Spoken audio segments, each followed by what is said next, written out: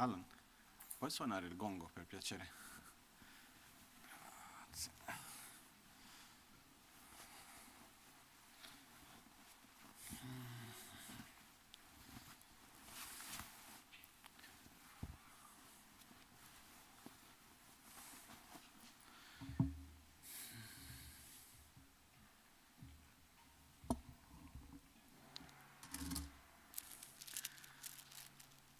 Lochoya sampo pagyo trashepa tuche tempe chile yarngoda pelge drolora zampe zeparche palde lame shabla solvade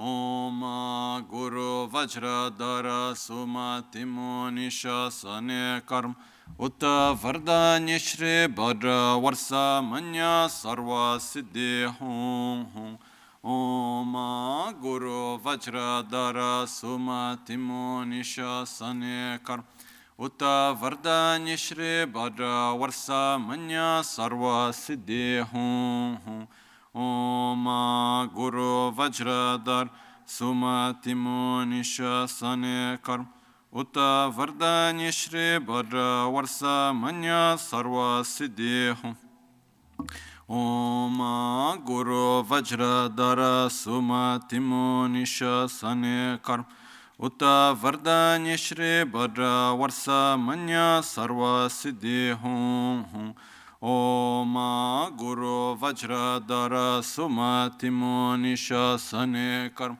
Utta Vardanya Shri Bhadra Varsa Manya Sarva Siddhi Hum Om Guru Vajradhara Sumatimo Nishasane Karm Utta Vardanya Shri Bhadra Varsa Manya Sarva Siddhi Hum Om Guru Vajradhara Sumatimo Nishasane Karm Utta Vardanya Shri Bhadra Varsa Manya Sarva Siddhi Hum Om Guru Vajradhara Sumatimo Nishasane Karm Utta Vardanya Shri Bhadra Varsa Manya Sarva Siddhi Hum Om Guru Vajradhara Sumatimo Nishas Utta Vardanya Shri Bhadra Varsa Manya Sarva Siddhi Hum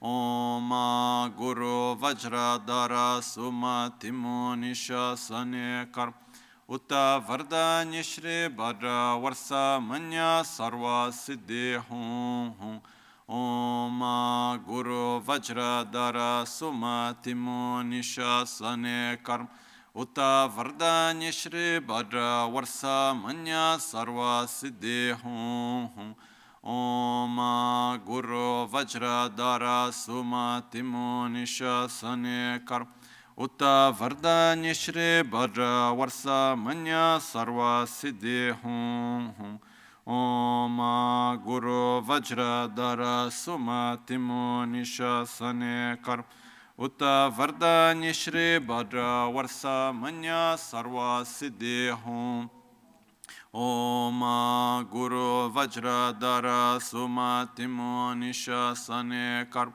Utta Vardanya Shri Bhadra Varsa Manya Sarva Siddhi Hum Om Guru Vajradhara Sumatimo Nishasane Karm Utta Vardanya Shri Bhadra Varsa Manya Sarva Siddhi Hum Om Guru Vajradhara Sumatimo Nishasane Karm Utta Vardanya Shri Bhadra Varsa Manya Sarva Siddhi Hum Om Guru Vajradhara Sumatimo Nishasane Karm Utta Vardanya Shri Bhadra Varsa Manya Sarva Siddhi Hum Om Guru Vajradhara Sumatimo Nishasane Karm Utta Vardanya Shri Bhadra Varsa Manya Sarva Siddhi Hum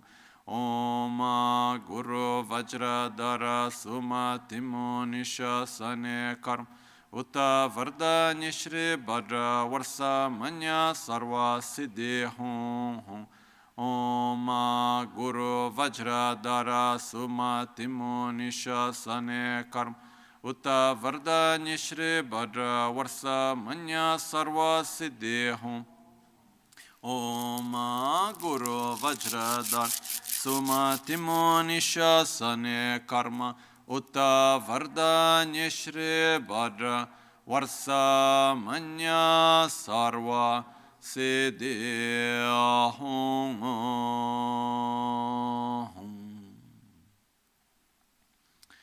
Dagi Jetsun Lama Tuje Che Nyamda Dala Tuje Sikso So Gebe Shesan Dala Tendo So Oyon Sunge Nawa Tsedo So Sechi Ningne Solwa Debetse Dechen Korlo Visu Lekshune Ila Sambe Dede Malupa Gemel Hunge Drubra Chingelo Tsoni Sodan Diktun Shakpetse Dunge Namke Yinsu Lekshune Lapchen Tsoni Yonso Tsopadan Cheranye Tun Changra Chingelo Chancho Pargi Ninsen Tukun Tu Niu Peme Siudru Lekshune Chancho Drube Gegen Kunshishi Tungen Dela Drubra Chingelo Dagi Lona Chola Chokpadan Chemi Samchurngemba Shiwadan Chedan Tumbe Dede Malupa Bemel Hungi Drubra Chingelo Dorna Tengne Tsirava Tamchedan Teche Pardune Kavatam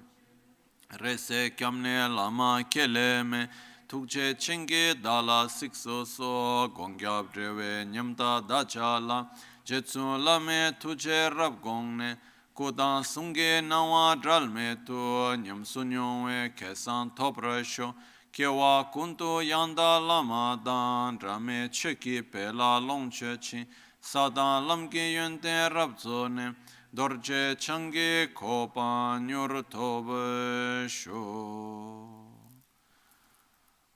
Pakyuke Kudan Dagi Alu Pakyuke Sundan Dagi Ngam Pakyuke Tukdan Dagi Tön yerme çıktı çingi alo makyuke kudan da gelu makyuke sundan da gina makyuke tukdan da geyi tön yerme çıktı çingi alo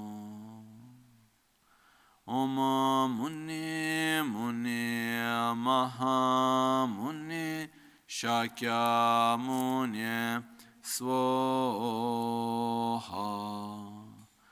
Sashipeki Chushimeto Tramare Rabalingashin Nide Gempadi Sange Shintu Mikte Ulvarki Drokunam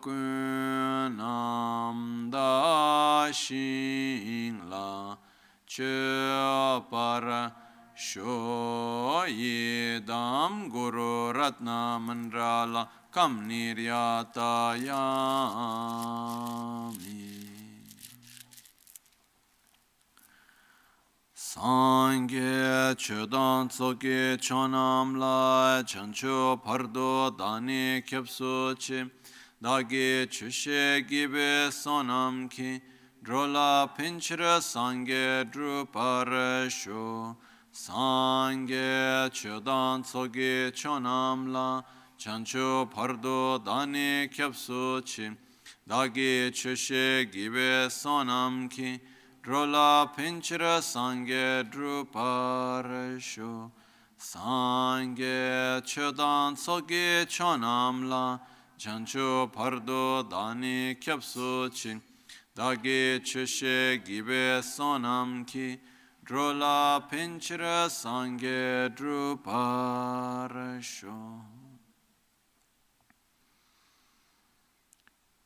In the Buddha, Dharma, and Sangha, I take refuge until enlightenment.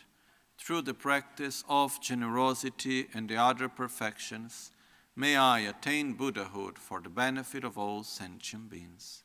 Nel Buddha, nel Dharma e nel Sangha prendo rifugio fino all'illuminazione.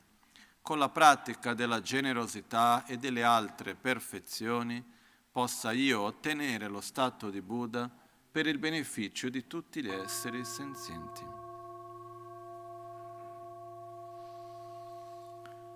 Aye ke da ludan chin ke drubundan da mi ke namdam drowa kuinge janama che tsampa thamche ke do da ge che ten to.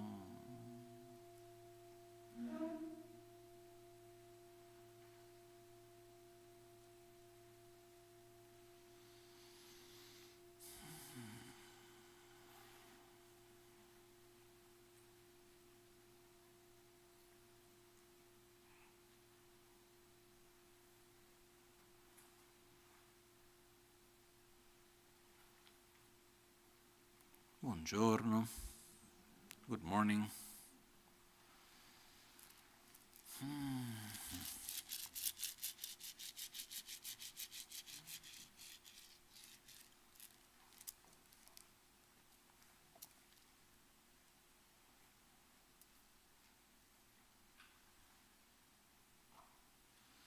Si dice che nell'epoca di Buddha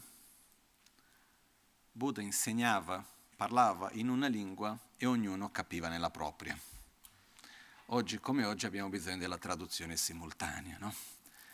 Però non vedo Maria Cristina, quindi non so se ha avuto qualche contratempo, qualcosa, un attimino, se qualcuno la può chiamare un attimino, se sta arrivando la nostra super traduttrice. Sta arrivando, perfetto. I was just saying that in the time of Buddha, it is said that one of the great qualities of Buddha was that Buddha would speak in one language and each one would listen in their own. Okay, nowadays we need simultaneous translation. But so I was just wondering for our great translator where she was, so she's arriving, so then it's okay. Okay.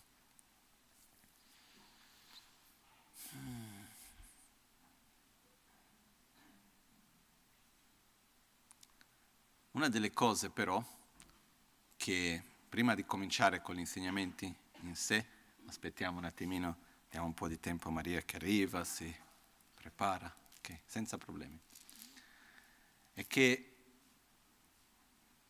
esistono diversi modi di poter comunicare e quindi diversi modi anche di trasmettere il Dharma. E uno di questi modi viene chiamato in tibetano Drame Lugi Namchugi Gone Chetempa, che vuol dire insegnare, trasmettere il Dharma senza suono tramite gli aspetti fisici. E io per tanto tempo avevo pensato, ma come è questo, no?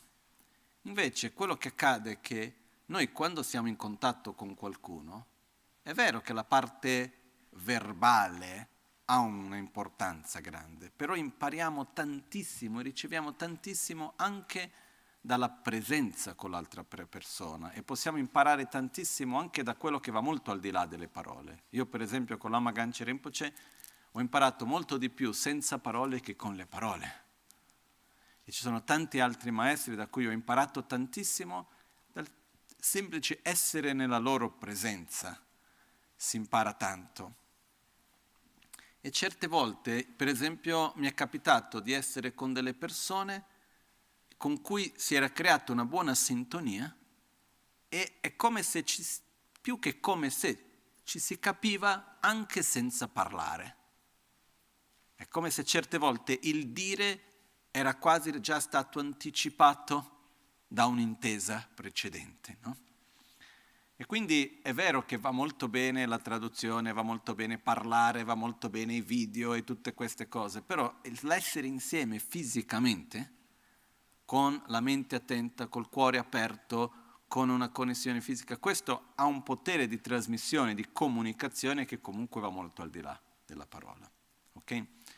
Adesso, durante questi corsi che facciamo nel periodo di solito intorno a Capodanno e poi dopo quello a luglio, tendo di parlare in inglese perché poi durante tutto l'anno faccio l'insegnamento in italiano, quindi questo momento si fa in inglese. Quindi adesso per chi non capisce l'inglese ci sono le cuffie con la traduzione simultanea. Ok? So, I just remembered that there is one specific term which in Tibetan is said Drame lugi gone gi namcho gi gone chotempa, which means to show the Dharma, to teach the Dharma without sound through the expressions of the body. And when I was in Sera Monastery doing debate, we would debate, oh, how is anyone teaching the Dharma in that way, making mimics, or in which way, no? But later, reflecting more about it, it became so clear. I received so much from many of my gurus, especially from Lama Michel Rinpoche, without words. Very often, being in the presence of a realized master teaches so much, which goes much beyond words. And the teachings that are beyond words are teachings that it's interesting because as the time passes, it's like if we are able to listen to it in different levels. It's not something that we just listen once and that's done.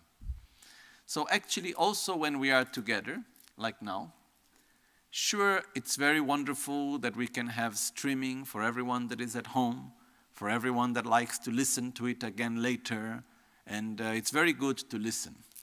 And the written part of the Dharma, the spoken part of the Dharma, it's very powerful and important, but I couldn't find anything that can substitute the actual physical presence.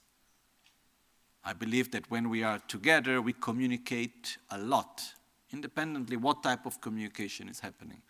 So actually being in presence, I think it's something that has a very great value. Okay? So now I'm going to follow with the explanations of the teachings in English. So as I said before, those that need Italian, please follow with the simultaneous translation.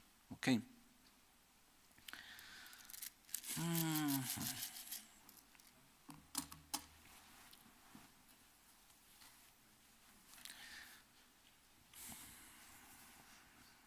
As we continue with the Lojong, the mind training, which is basically a system to train our mind in love, compassion, and in wisdom.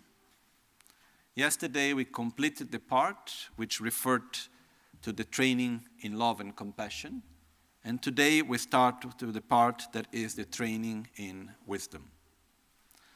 So,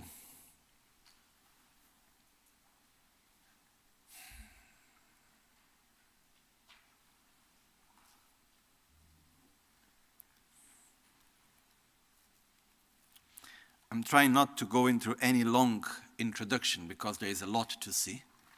Okay.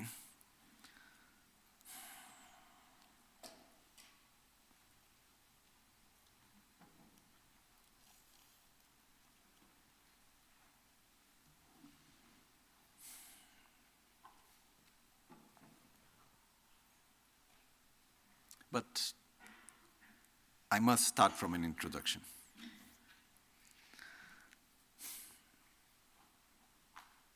First of all,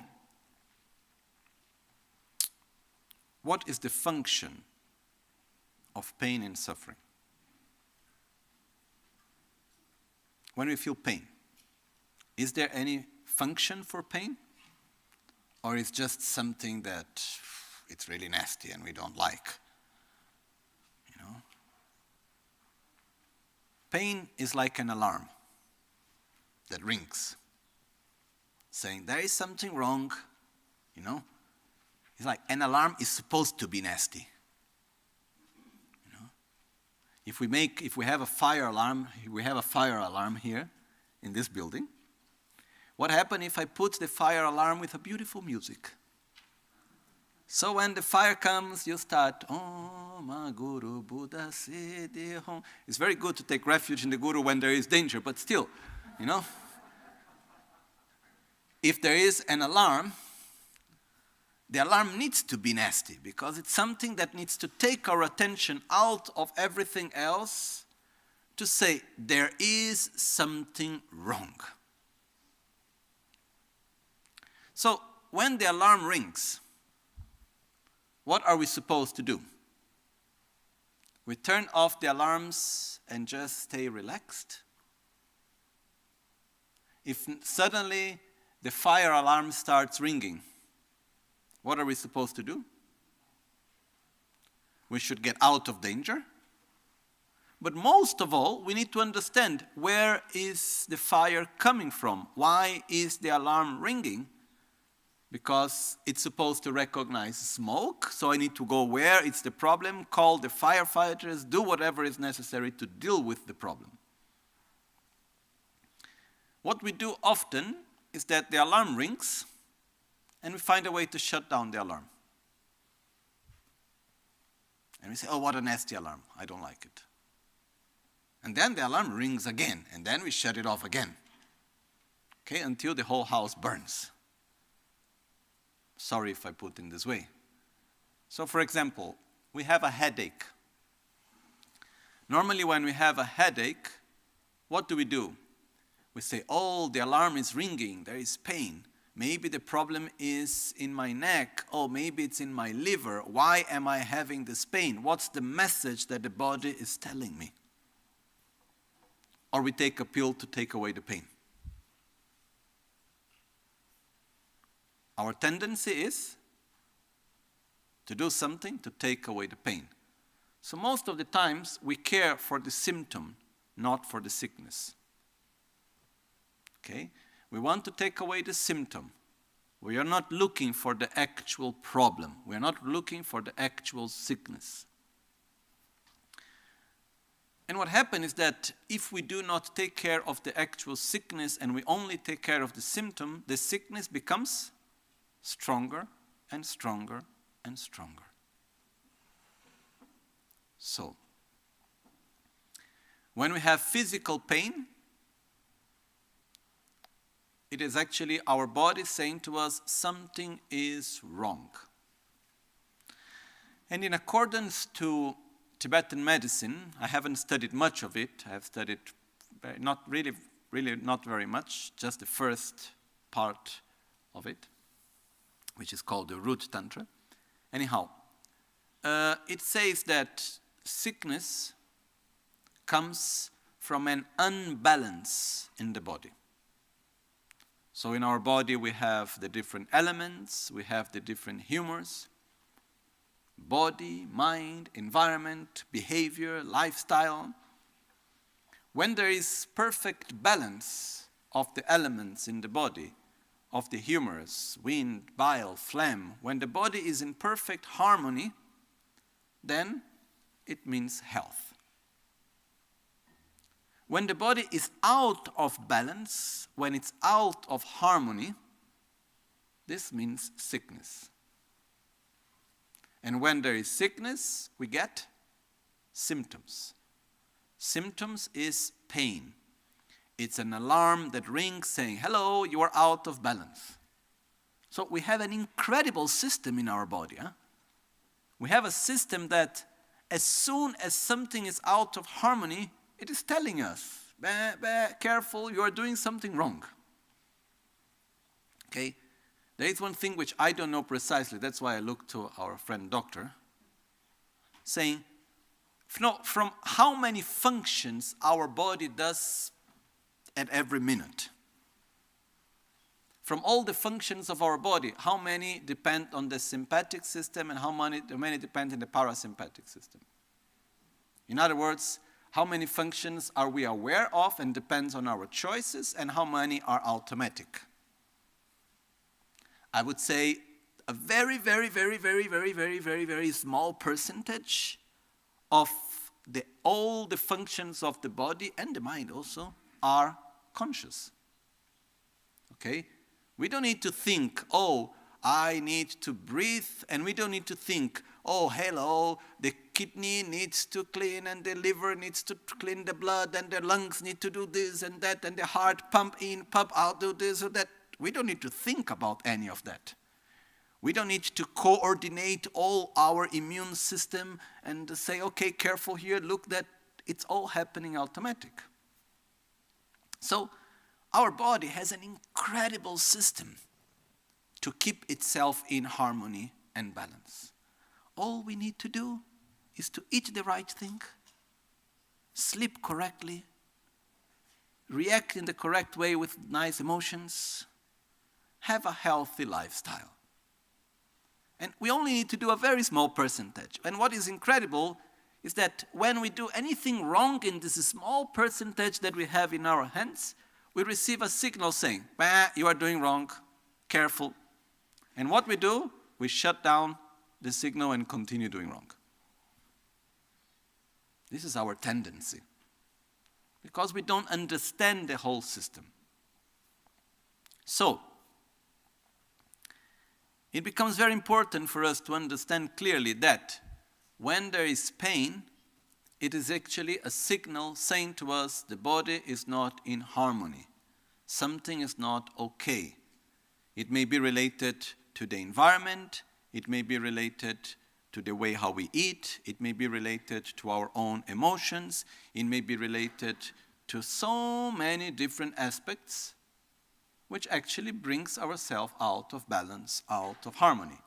And that's why normally we go to a doctor, because they say, look, doctor, the alarm is ringing, can you help to turn off the alarm and tell me what is happening here? And then if we go to the right doctor, the doctor will tell us, look, the alarm is ringing because of this, this, and that. He knows how to read the alarms. And often we have more than one alarm ringing at the same time. So by the combination of alarms, we know where is the problem. Okay? And then he says, okay, to be well, you need to change this, you need to do that. And what's, I believe, one of the greatest frustrations of doctors? That patients want to shut down the alarm. They don't care about the problem. So when I receive a treatment and the alarm is not ringing anymore, the symptoms are down, but the treatment is difficult. It's not pleasurable. Do I continue the treatment? Maybe yes, and maybe no. Very often not. Okay? So, all of this just to say that we have this incredible system that when we are out of harmony, out of balance, there is something ringing, an alarm ringing, say, hello, something is not okay. Okay? We have two types of suffering, physical suffering and mental suffering. When we suffer with our mind, sadness, fear, anxiety, depression, any other form of mental suffering, the mental suffering is an alarm as much as the physical pain. Okay?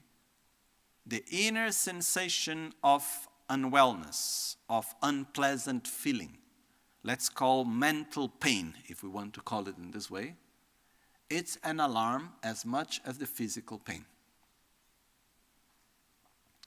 It's an alarm saying to us, hello, your lifestyle is not good, the way how you're using your mind is not working. When we have physical pain, it's an alarm saying, hello, the way how you're using your body is not working, need to use it differently. When we have mental pain, it's an alarm ringing saying, hello, the way how you're using your mind is not working. Okay? Which means you are out of harmony. You are out of balance. Your lifestyle is not okay. Your way how you project your emotions is not fine. the way how you use your mind is not okay, because it's not harmonious. Okay, it's not in balance. And then we need to go to a doctor that tells us, okay, I know how to read these different alarms, and I can tell you how to change it. So if I have physical pain, like for example, personally, I have a problem with my digestive system.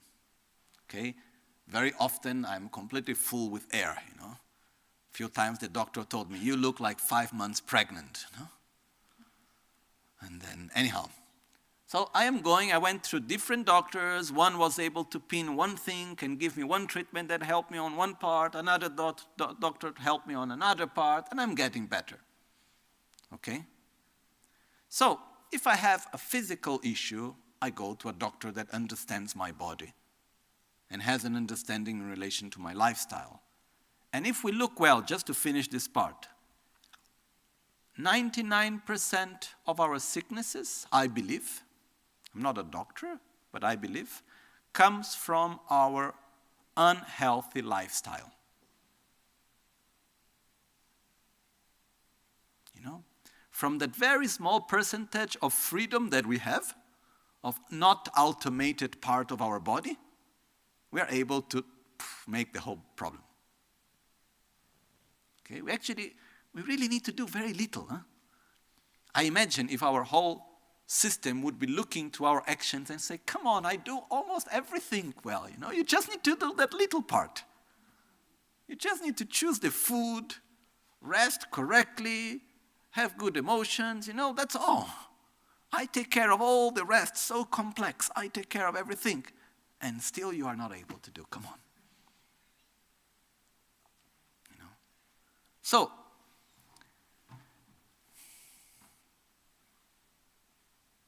if I have a health issue, I need to go to someone that understands my body, that understands what is the right lifestyle, that understands the relation with the environment and everything. For example, there was one person, her name was Juzi Gardengi. She was the person that invited Lama Ganchen to come to Italy for the first time. And she had a very severe disease. She had cancer in the liver, and it was like the doctor said, look, you have a few months of life, nothing to do. And she was quite desperate, so she went around to look for solutions. And she went at the time in the beginning when Lama Tsongkhapa Institute in Pomaya was just in the beginning. Geshe Chekawa was there in Tuscany. So she went there and he said, look, I am not a healer, but there is one Lama healer, which is Lama Ganchen. He's in Greece. Go to look for him. So she went to Greece and she met Rinpoche, Lama Ganchen Rinpoche there. And Rinpoche very nicely said, okay, no problem. You know, he'd have these 2 pills, white and red pill, to balance the energy, give her these 2 pills, make the mantras. And she arrived there that she couldn't walk so well. And after 1 week, she was literally dancing. And then he said to her, at one point, he said, if you want to be well, you should go to live in Nepal. For whatever reason. So basically, she went to Nepal, and whenever she was in Nepal, she was well. She ended up getting married in Nepal. She opened a company that was producing Ayurvedic medicine products, and she lived for another 25 years there. And whenever she would come back to Italy, her symptoms would go back, and she would not feel well. So she couldn't stay very long in Italy. She would come very few weeks, then she needed to go back to Nepal, and then she was well, you know. So in this case was because there was someone with the wisdom to see and understand her relation with the environment in which she was. Why, how, I have no idea. Okay? So it is important for us to have someone that is able to see our reality, to see what we need to do in order to be able to take care of our symptoms and our sickness and so on. So if I have a physical problem, I go to look for a healer, I go to look for a doctor, I go to look for someone that can actually understand my body, understand my lifestyle, can help me to cure my disease. Just to remind ourselves, no doctor can cure us. What a doctor can do is advise us. Do this, don't do that. And then by following, we can cure ourselves. This is how it works.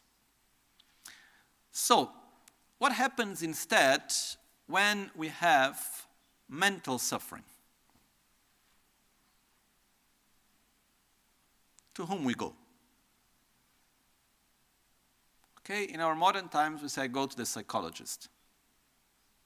I go to the psychiatrist. But here we have a little problem. That I don't have nothing against psychologists and psychiatrists. I love them. My mom is a psychologist. I have great respect for psychologists and psychiatrists. My friend psychiatrists, they're also nothing against them. On the other way around, I think both do a very important job in our society. But there is a limitation. The limitation is that our suffering goes way beyond what are described as mental diseases that are dealt with in psychology and psychiatry. And we can only be guided by someone that knows and understands the whole process, that can see how the mind is unstable and unbalanced and where is the harmony missing, and only by someone that has his or her own mind in harmony. Otherwise, it's not possible. So, if I need to choose, I go to Buddha. And I say, hey, Buddha, I'm not feeling so well. Like if I go to a doctor. And I say, oh, what do you have? It doesn't matter what happened, I'm really never really satisfied. Very often I go back into feelings of anxiety. I end up living my life as if I am a sort of victim of external reality around me. Sometimes I'm happy, sometimes I'm sad, things go in a way, then I'm happy, things go in another way, then I am sad. When I'm able to be well and happy, it takes just one word to take away my happiness. It's quite amazing, no? When we are very happy, it takes one word, one thought. And then again, we fall. And we say, but I'm tired, I'm tired of being unsatisfied. It doesn't matter how much I have. I always want more. Whenever I'm able to solve one problem, there is a new one coming. When I am not happy because of this, then it's because of the other problem. When it's not the health issues, it's because of sadness, because something happened. And then there is fighting, and then there is insatisfaction, and then there are fears. I'm tired of all of this. Even because if we make to ourselves a very simple question, in our own lives and in our society, which suffering we have more? Physical suffering or mental suffering? Mental suffering, right? So we go to Buddha and say, look, Buddha, physically everything is fine, mostly. Materially also. But still here I am suffering a lot. Can you help me, please? Because you are in a state of peace, of harmony, of stability. Can you help me? And Buddha looked to us. He said, okay, you are sick. The name of your disease is called selfishness. It manifests through anger, jealousy, fear, attachment, insatisfaction, and it's created by the virus of ignorance. The good news is there is cure. But because it's a chronic disease, there is no immediate cure. It's a gradual process. Okay?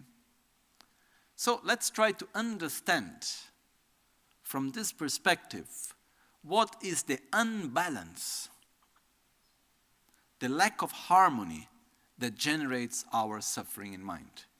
Let's try to look to our own mental suffering, and ultimately even the physical comes from that also, but that actually is created by a lack of harmony. Okay? In other words, when we want to feel physical well-being, what we want actually is for our body to be in harmony. When we want to feel mental well-being, what we want is for our mind to be in harmony.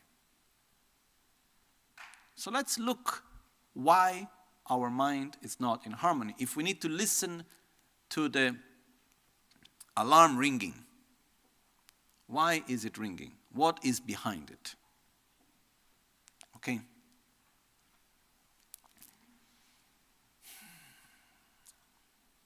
I would try to make it simple, something that took me a long time to understand, if I understood. But to reach my own understanding, it took some long time. And it can be made very complex, but I'm going to try to make it as simple as possible.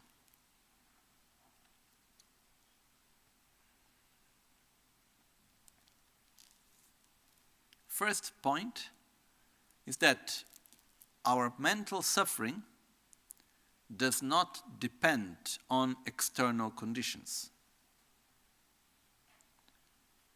Okay? We project it on external conditions, but yet it remains even when the conditions change. So our sadness, our depression, our insatisfaction, our anxiety, fear, and so on, it's actually independent of external conditions. Okay? We project it on external conditions, but actually it does not depend on it. Because we can see very clearly, we can have many moments in which that inner suffering comes back independently of the situation.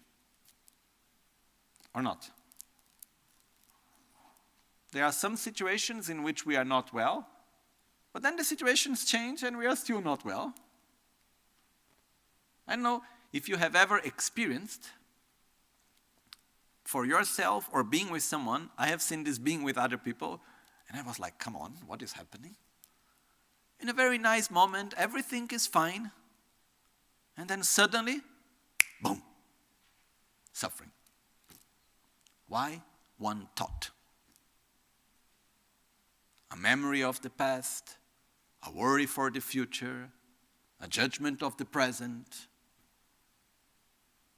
And then comes fear, sadness, anger, and so on. I don't know if you have ever seen something like this. Okay? I have seen it many times. Okay? So what happened is that all this inner conflict, and it's not coming from external conditions. It's projected into external conditions, but it's not coming from them. Especially because we are not able to perceive anything. We are not able to experience any situation independently of our own selves. Okay? Let's make one example. When I play the sound of the bell,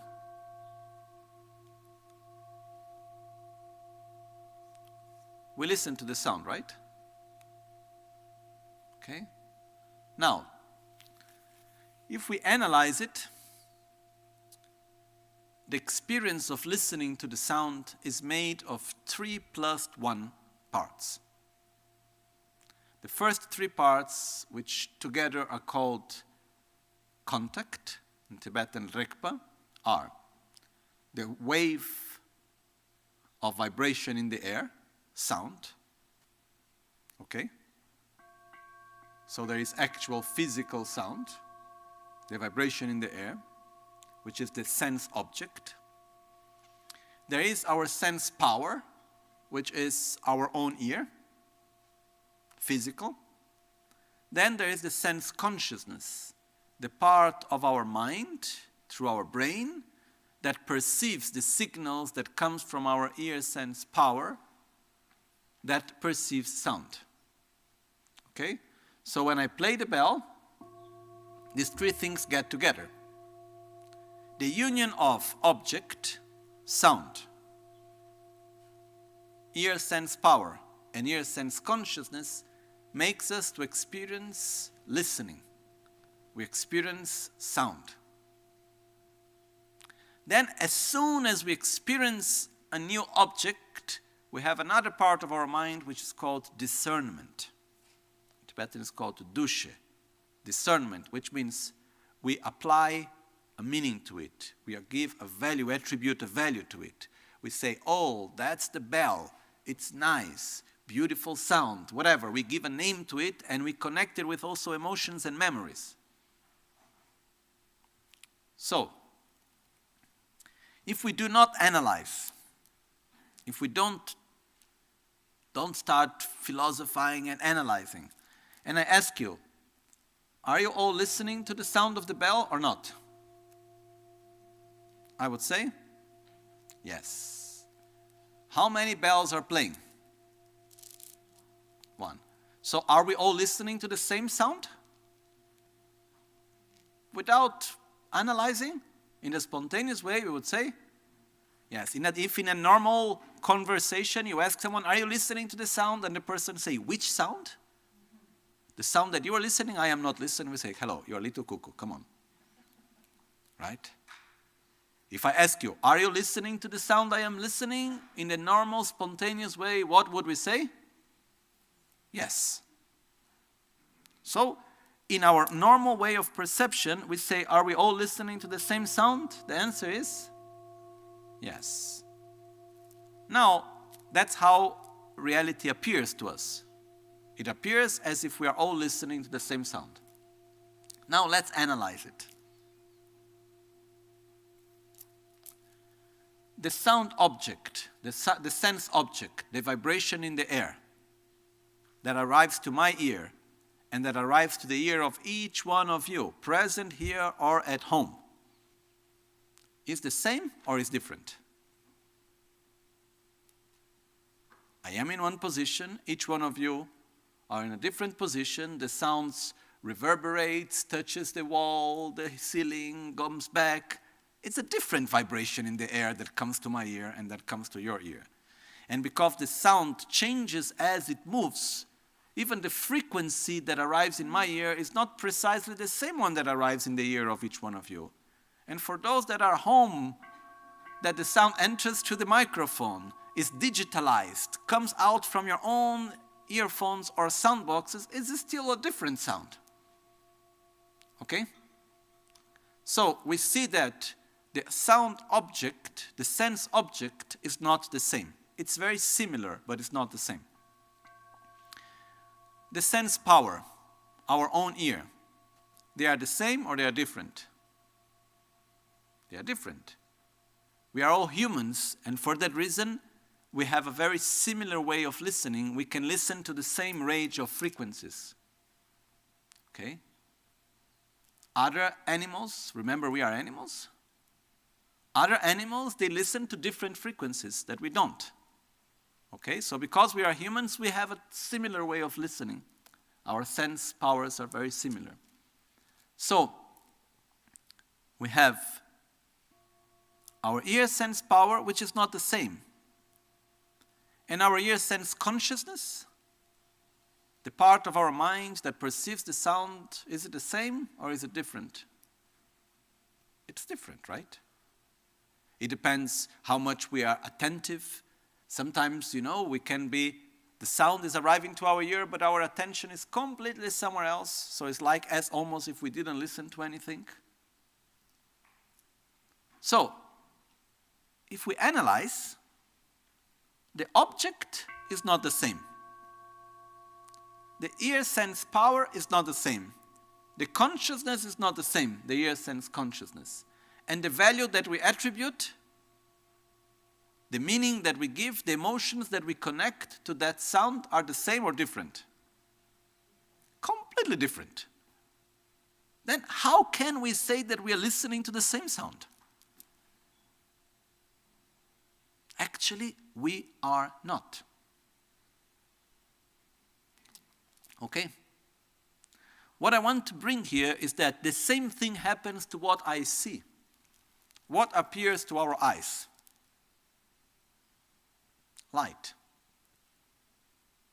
Okay? The light touches objects and then it reflects back to our eyes. Okay? And as it touches our eyesight, we have an eye consciousness that knows how to interpret all the information that come to our eye senses and transform into shapes and colors that our mind perceives. What we do to that shapes and colors? We attribute meaning. It's like the sound. As I am speaking, what arrives actually to your ear? Sound or words? Nge pöke getone keja tina? Nga keja shedo kiran so amjola khare raj kogdo, dra kogdo, tsik kogdo, khane raj resha. Sound, right? I made the same question in Tibetan. So actually what arrives to our ears is just sound as I speak. But what do we do to that sound? Our discernment, we attribute meaning. What appears to our eyesight as we look around are just colors and shapes. And what we do to that colors and shapes? We attribute meaning. Okay? The same thing is for all our senses. Now, every moment we are perceiving reality. Every moment we are perceiving everything around us. We see people, we listen to sounds, we touch objects and everything. The important point that I want to reach first is that none of us is capable of perceiving anything, independently of oneself. Independently of our own senses, of our own mind, of our own self. And we perceive reality through many filters. Okay? These filters trying to make a sort of,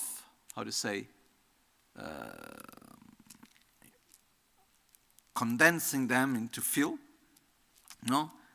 We could say that we have basically 5 or 6 filters. We have one filter which is genetic. In Tibetan it's called Rikyugi Yönten, which means there are characteristics of ourself which we receive from our parents, physically and mentally. Okay? There are even studies showing that traumas and fears are passed from generation to generation. There are some fears that we may experience that actually were fears from our parents that they passed down to the kids. Okay? So there are many aspects of ourself that are genetic. Then, not entering too much into details, then we have other characteristics of ourselves, which with Tibetan we call Henkye Gyönten, which means unborn or spontaneously born characteristics, which basically are the imprints that we bring from life to life. It's like the predispositions that we have. For instance, someone that has been extremely familiarized with lying is reborn with a predisposition to lie. Someone that has meditated a lot has a predisposition to meditate. But the same way with the mindset, the way of perceiving things, the way of seeing reality, the emotions that we have. We have deep, profound habits that we bring also from life to life. So we have all these imprints that we bring with us from our previous lives and from this life also. It continues to shape and transform it. This is called our spontaneous characteristics. Then there is what is called in Tibetan Jangtopgi Yönten, which are the characteristics which comes from learning, which means all the information that we have received up to now. The social, cultural context in which we grow up, everything that we see, everything that we listen, all the education that we receive, all the information that we receive, we perceive reality through that filter. We are not able to see something, to attribute meaning to something that is independent of our education and all the information that we have received up to now, which includes everything that we see, everything that we listen, everything that we taste, touch, all the informations that we receive through our senses. Okay? Fourth, Nyongtop Gyönten, all the characteristics which comes from our direct experiences. We go through situations and we experience things. We feel pleasure, we feel pain, we feel fear, we have different emotions and different sensations as we go through situations.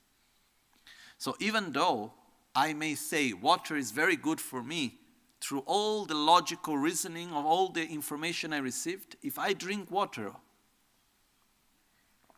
and right away I feel a lot of pain, I'm connecting water with pain. It's my experience, it's not my understanding. Okay? And everyone can say to me, no, it has nothing to do, but I drink water again, I feel pain again, I say, I trust my experience. Okay? So we have genetics, we have imprints, we have knowledge, we have experience, and then we have the body, the senses. We perceive reality through our senses. And this is something that is very interesting. One thing that I came to reflect more upon that aspect thanks to my little dog. Okay? Because one day I had to train something with the dog, and then the veterinarian, our friend Sylvia, told me, look, when you dogs, they see red similar to green. Between red and green there is almost no difference. So you say, when you are in the forest together with the dog in the summer, if you go where it's green, because you are dressed in red, the dog would not be able to see so much the difference if you don't move much. Okay? But when I come and I ask to any one of you, what color is this? What would we say? It's red. And if I ask you, why is red? Is it red because it's red? Or is it red because light reflects on it on a certain frequency that touches my eyes, that my eye sense power perceive, and as a human, I'm able to perceive certain frequencies of light, and it appears to me as red. And if I come to this color, and I show the color here of the plant, and I say, do you see much difference? What would it say? Yes. And then we go to a dog, and we say, do you see much difference? If you see much difference, bark once. If you don't see much difference, bark twice. Then we get, whoa, whoa. Okay? So, the interesting thing is that when we look at this and we say it's red, we believe that it's red because that's the actual reality. It's red because it appears as such and it's red. When actually, it is what we see is just a union of the light, the senses, the consciousness, and the discernment. And we perceive reality through our senses, inevitably. Okay? For example, what happens when a person has some fever, or the hormones are not so stable and there is more tension in the body? Do you perceive reality differently? Yes. Me, yes. I believe all of us. Okay? For example, a person that has very strong hepatitis will see, there's no mountain yellow.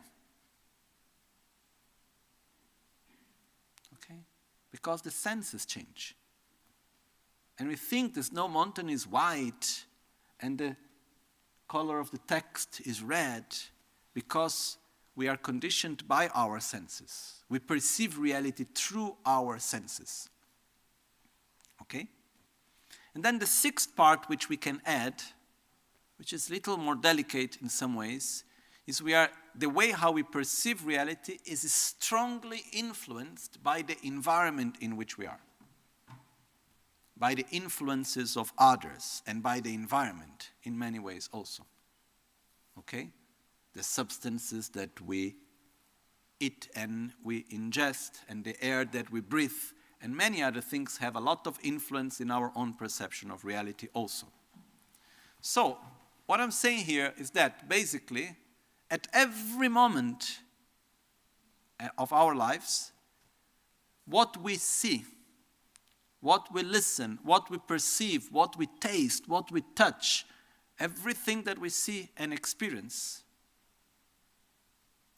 we experience it through the filter of ourselves. And it's a very complex filter. It has many, many layers. Okay? So, how does this reality appear to us? In other words, when I see you, can you see me? Yes. Okay? And if I ask you, are you seeing me? Can you see me? The answer is yes. And if I ask, can I see you? Yes, I'm seeing you. But if we analyze, what am I seeing? You or my version of you? Because if we take the same person and we take 50 people and we ask each one to describe the person, are they seeing the same person or a different aspect? Different, like the sound. Okay? But yet it appears as being the person. So I'm not seeing you, I'm seeing my version of you. Okay? So, someone may be wondering, what does this have to do with my mental suffering? We get there slowly. We play the bell.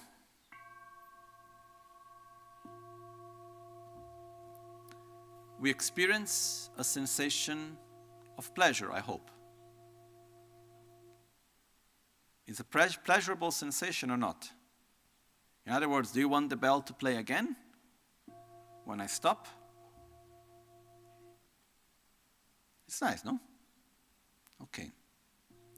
So in the moment that we have a nice sensation of pleasure, when we listen to the sound of the bell, where do we project as the cause of our pleasure? Why do we think we are experiencing a sensation of pleasure? Because of the union of sound, sense power, consciousness, attribution of meaning, and so on? Or because the sound is good? Where do we project? In the sound. Okay? So if I listen to a sound and I have a nice sensation, and I want the sensation to come back again, what is the feeling, what is that attitude I have towards the sound? Attraction, attachment. I want one. They are for sale in the shop. You can buy a bell for your own, so you can listen to the sound whenever you want. Okay? What happens is that we generate actually attraction to what we believe to be the cause of our sensation of pleasure. Now,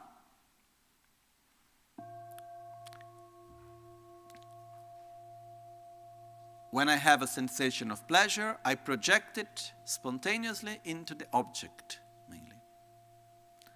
And I want the object. I get attached to the object. I don't want to let go the object because I want to experience pleasure. Okay? Now, we listen to another sound.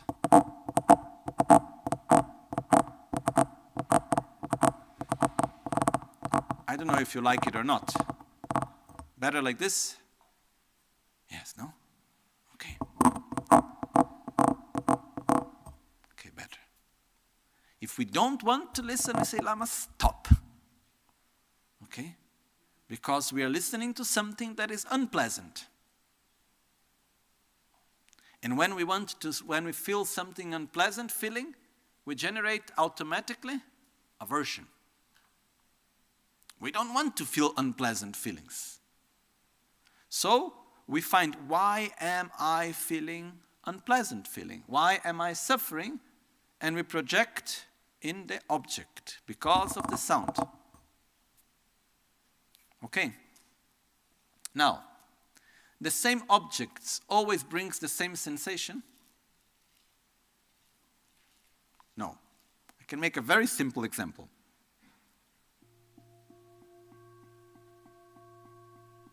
I continue. I go on for maybe 10 minutes, half an hour, 1 hour.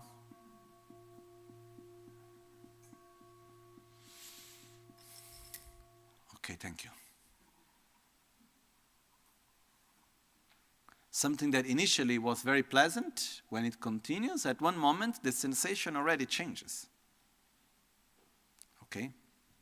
Basically, what I'm saying is that the sensation that we have is not coming from the object. It's coming from a union of object, sense, consciousness, called contact, and then there is the name that we attribute to it. For example, when a person says something to us, maybe something really not nice, but with a nice voice. Is that possible? Someone will come, oh, you are such a liar. I wish you dead, and saying something. It's possible or not? Okay, so the sensation of sound, it's actually the first sensation of sound, is it pleasant or unpleasant? The physical sensation. It's actually pleasant, okay? Because that frequency is not, it's a pleasant frequency in a way. But right away we attribute meaning to it. And then we feel bad. I am not a liar. I am not like this. Why do you hate me? What have I done? It's not true. It's not fair. Whatever. So when we listen to someone saying something to us, actually, what is the object of perception through which we experience suffering? It's the physical object of sound, or is the mental object of value that we attribute? In other words, is a physical sensation or is a mental sensation? It's mental, because the object is mental. Physically, it's just sound. Then I attribute meaning, and through that meaning, I can feel pleasure or pain. Okay?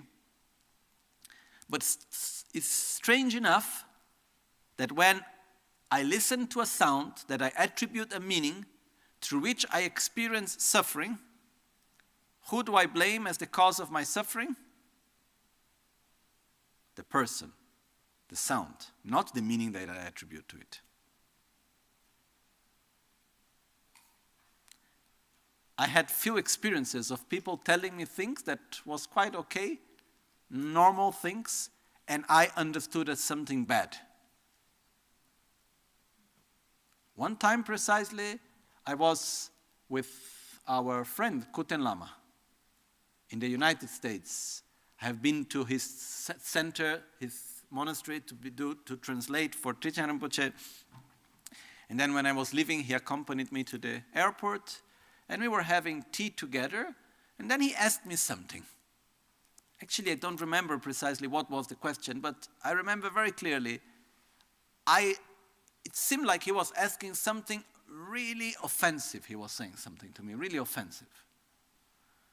And I said, no, he cannot be saying this. And then he repeated again. I was not answering. I was like, no, that cannot be true. He cannot be saying this. Then he repeated a third time. And then I was about to answer. And then luckily I did stop, rewind, play. And then I understood that actually he mixed English with Tibetan. And he was just asking, do you want milk in the tea or not? Something like that. Okay? But because he mixed Tibetan with English, I thought was only Tibetan, and it seemed like something completely different. And I could have given the most strange answer and remained with the bad feeling for the whole trip going to Brazil. Oh, how come he said this to me, you know? And I had other experiences of people telling me something, and I said, no, you are not saying that, come on. And then I stop, rewind, play again the sound. Actually I understood wrong. Okay? So, what I want to say basically is that a lot of our suffering, and also pleasure, it's not physical, it's mental. It's based on the value that we attribute. It's not based on the direct physical experience. But yet, we perceive it as such. We perceive it as if the cause of our pleasure or suffering comes from the external object. So, what is our reaction to pleasure? Attachment. What is our reaction to pain? Aversion. From attachment, we develop insatisfaction, we have unlimited desire, unlimited attachment, we don't want to let go, we remain with it. From aversion, we have anger, hatred, then we get resentment, then together with it comes jealousy, envy, comes fear, anxiety, and all of it. So,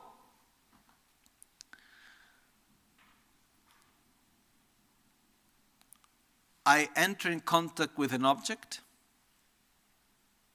I believe that it is the cause of my suffering because it appears to me as such. And so I react with aversion or attraction. And then I pass my whole life trying to create external conditions that will generate pleasure and will take away pain. That's what we do. We pass a great part of our life trying to avoid the situations that we don't like. I don't want to be with that person. I don't want to go to that place. I don't want to be in this situation. I don't want this. I don't want that. Everything that through our understanding and experience and so on, we project as the cause of our suffering, we want to avoid.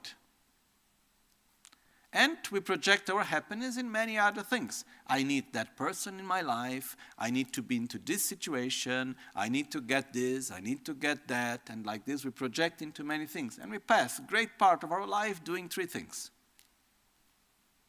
Trying to gain the object of desire, where we project our happiness. Trying to avoid the object of aversion. And trying to sustain the object of attachment. We pass a great part of our life doing that. No. If we ask ourselves,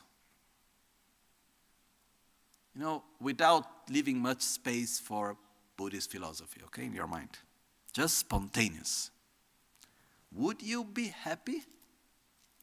Would it be enough if you could get everything that you want, if you could avoid everything that you don't like, and you could keep everything that you like? I would say yes. And actually, we believe that we suffer because of these three things, mostly. We believe that we suffer because we don't have what we want.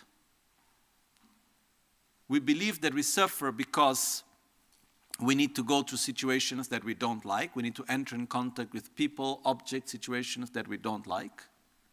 And we believe that we suffer because we need to separate ourselves from situations, people, objects that we like.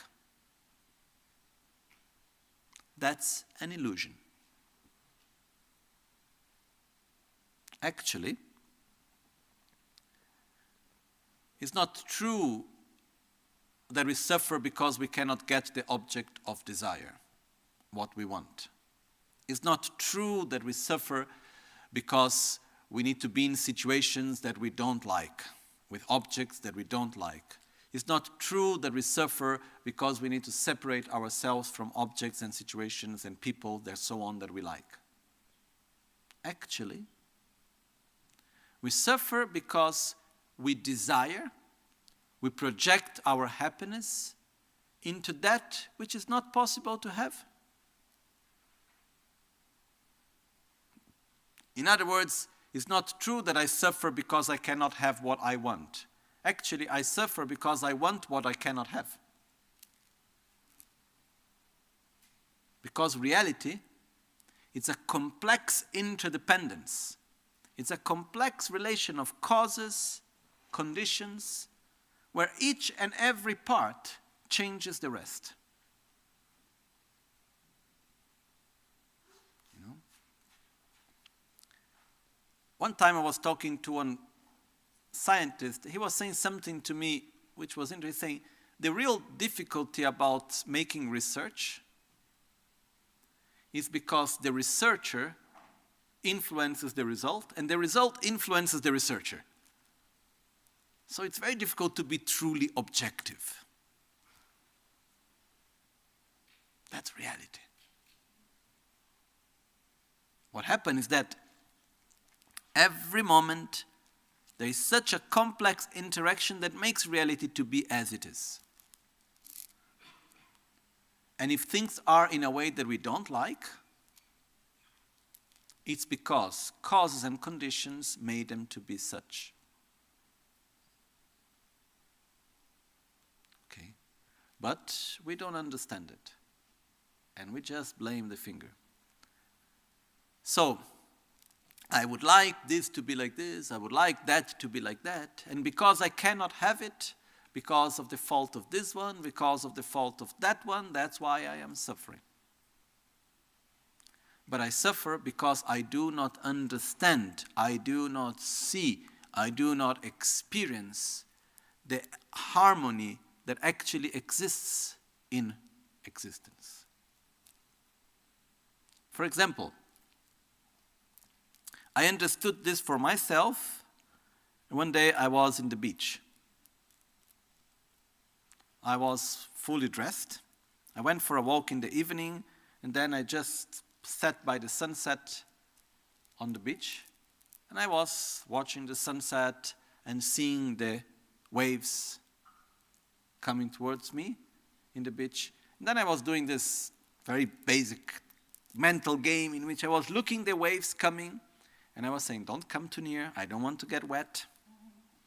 And then the water was coming, and then was going, some were coming more near, others were remaining more far, and suddenly, sure, one moment I need to stand up because the water came too near. Okay? Then I sat again, and I asked myself, why the water of the wave arrives up to this point, and not 1 centimeter more or 1 centimeter less? Why this wave is coming to this point with this precision? Is it for a random reason? Or is that wave really perfect? because of the temperature, the atmosphere pressure, because of the fishes that are swimming inside the ocean, the child that is playing in the back, because of the boat that passed, because of the way how the seabed is formed out of all the things that happen in all the centuries and thousands and millions of years, how the moon influences right now in the tides, and all the other countless and countless and countless conditions that are there which I have no idea? Is it because all of that the wave arrives at? Or is it random? It's not random. You know? It's like when a leaf falls from a tree and it falls into a specific position. And we ask ourselves, why is the leaf falling there? Not 1 millimeter to one side or 1 millimeter to the other. Why is the leaf falling there? The position in which the leaf falls. Is it random or is it perfect?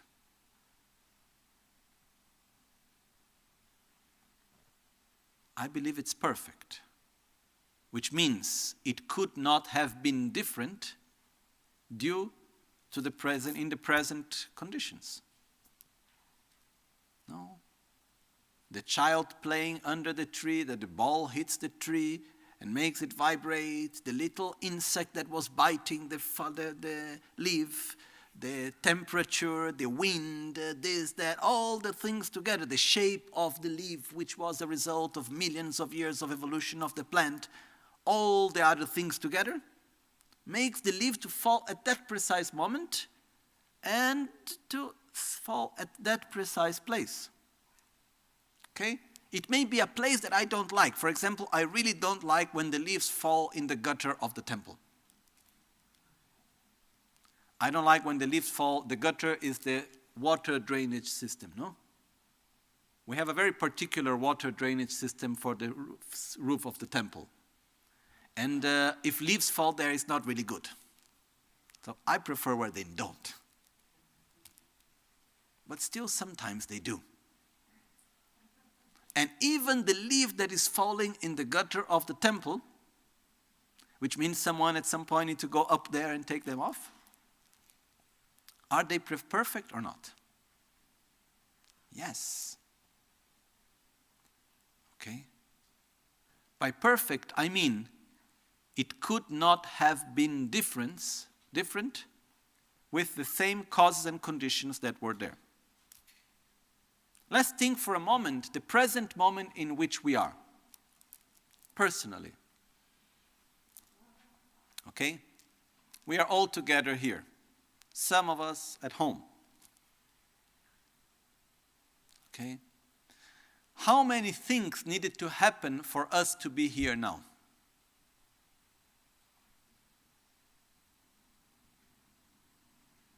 If I needed to tell the story of the present moment,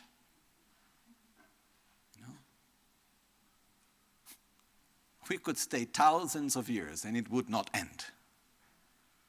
Everything that happened to me that determined me to be here, and everything that happened to each one of you that determined each one of you to be here, we need to think the place where we are. There was one man called Ojoni. He loved animals. And he liked very much this land. And he had these big ideas. So he bought a lot of land around this area.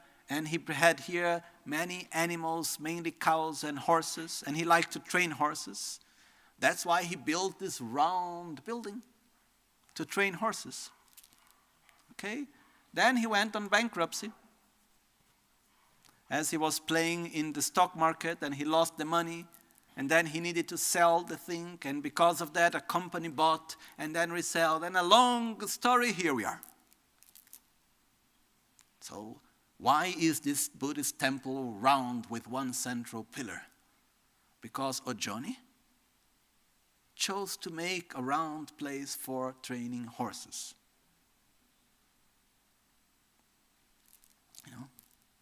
And we can go on and on and on and on and on. telling so many stories of how this moment is as it is. And if I ask, is the present moment perfect or not? Think about our social situation in the present moment. Is it perfect?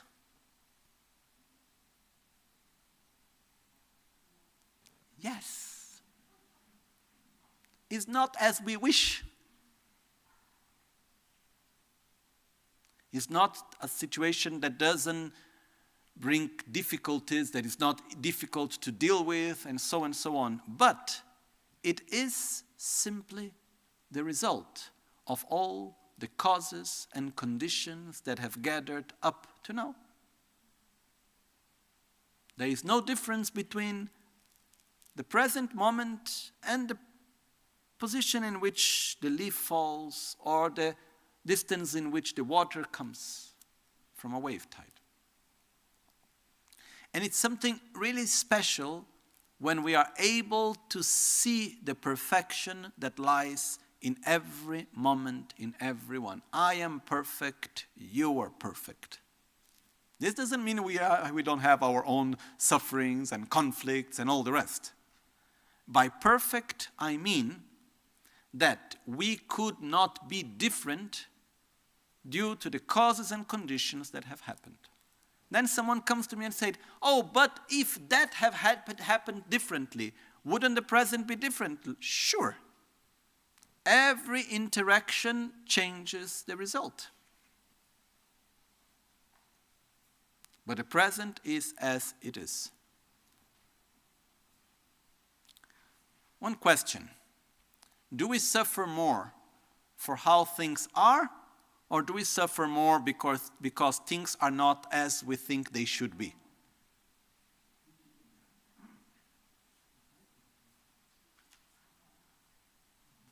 I believe we suffer more because things are not as we think they should be. Right? So,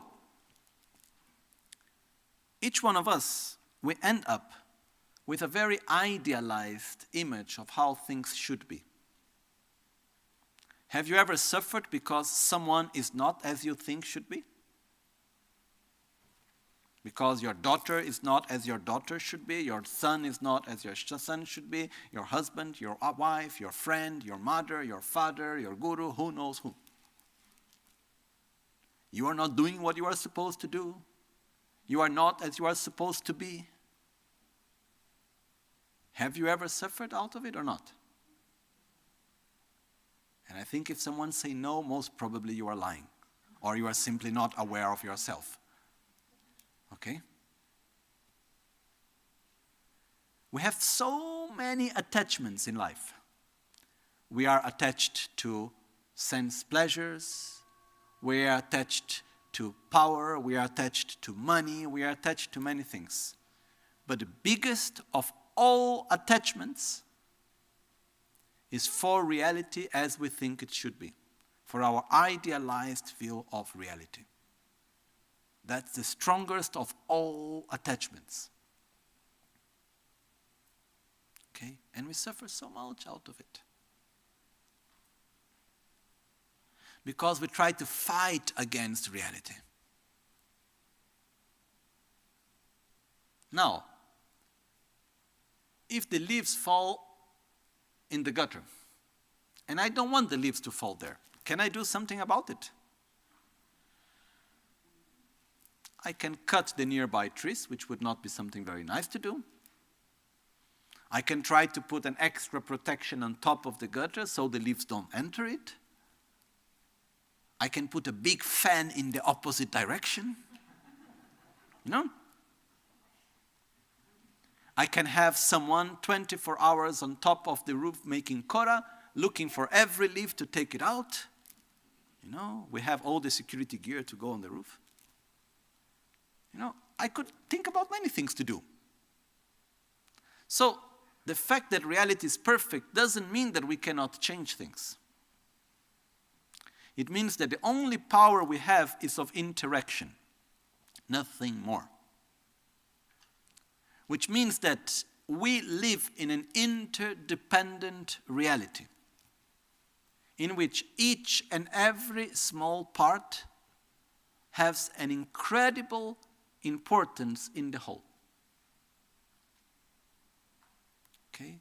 So, everything that I do will impact what will happen. So, the present moment is perfect. Oh, but I would like it to be perfect in a different way. Okay? So, I need to act in a way that will, through its interaction, try to help it to be as I want it to be. But if we understand, not only conceptually, if we feel the interdependence in which we live, if we are able to see that the present moment in all its different manifestations and shades is perfect, this brings harmony between us and reality. If we understand that things can be different, but only if the interactions between all the parts make them to be in that way. So when I look at someone and I see someone suffering and I say, I don't want you to suffer, I don't want you to be like that. What can I do? I can talk, I can be an example, I can try to do many different things to interact with the person in order for the person to change his or her behavior and gradually change that aspect. Okay? But if I see that you are what you are based on all the causes and conditions that came, I accept you as you are. I accept the present moment. I accept reality. And for acceptance, I don't mean to how do you say in English? Subire. To subdue is not the right word. Doesn't come now right now, but I don't mean just that you need to be under a situation without being able to do anything, just to be forced under a situation. Acceptance means I focus my attention in the solution, not in the problem. To suffer, to be subjected to. Yeah, we're not just subjected to the reality. We accept it, which is very different. The very clear example is if I am in the middle of the road and a car comes towards me to hit me. Okay? What it means to accept it. I remain in the middle of the whole world. Breathe in, breathe out, the car is coming. That's the perfect present moment. No? That's not acceptance. Acceptance means the car is coming. Where can I escape? Acceptance means I see the problem, but I'm not going to enter to saying, oh, where is the car coming from? Oh, but I passed in the green light, he passed in the red, that's not correct, he should not be here in this moment. And we start saying, oh, but this is not right. If that person have not told me to come today, I would not be in this situation right now. No, the only thing we need to do is, where do I run to? Where do I jump to? How do I escape from this situation? Okay? So acceptance means putting one's own energy into the solution instead of remaining trapped within the conflict and the problem. And to do this correctly, it requires us to see that the present moment is perfect. Which means, at the same time, this brings us to a harmony with reality. Okay? Imagine a Buddha. with full compassion to every sentient being. If a Buddha would not see the perfection in each one, a Buddha would be completely frustrated. But I see your suffering, I do not want you to suffer, but I understand that there is no point, wishing is not even the right word, is demanding reality to be different from what it is. If you are suffering, it's because causes and conditions brought you to be suffering. And I cannot demand you to be different. What I can do, I can interact with you in a way for you to be different. Okay? So, it's not true that we suffer because we cannot have what we want. We suffer because we project an idealized reality and we are attached to it. And we don't see the power of every action, of every interaction at the same time. It's not true that we suffer because we go through situations that we don't like. We suffer because we don't like the situations that we go through. It's different. Okay? It's not true that we suffer because we separate ourselves from things that we like. We suffer because we do not understand, accept, and see impermanence. And we expect things that are impermanent to be permanent. And then we suffer. The conclusion I want to come to, I said I didn't want to make a long introduction, but here we are. Is that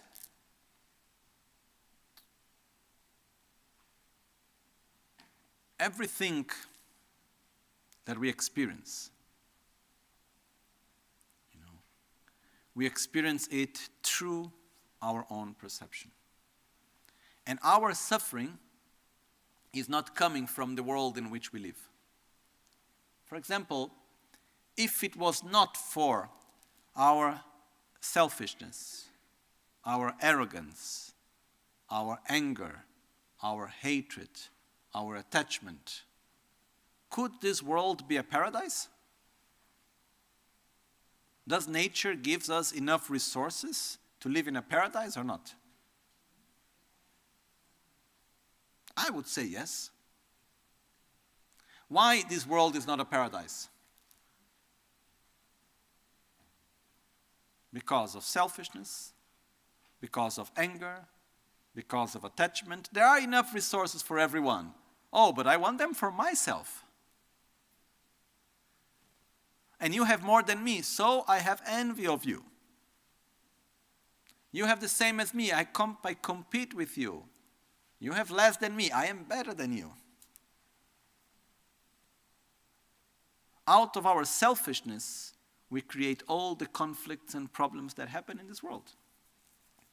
Sincerely speaking, if we would need to go and see what's the main cause why there is no peace in the planet, even if we ask why we are going through an environmental crisis, it's not because of CO2. It's because of human selfishness and ignorance. Of greed, of unlimited attachment, unlimited desire, which is coming from selfishness, and selfishness, which is the obsession with self-gratification, comes from ignorance.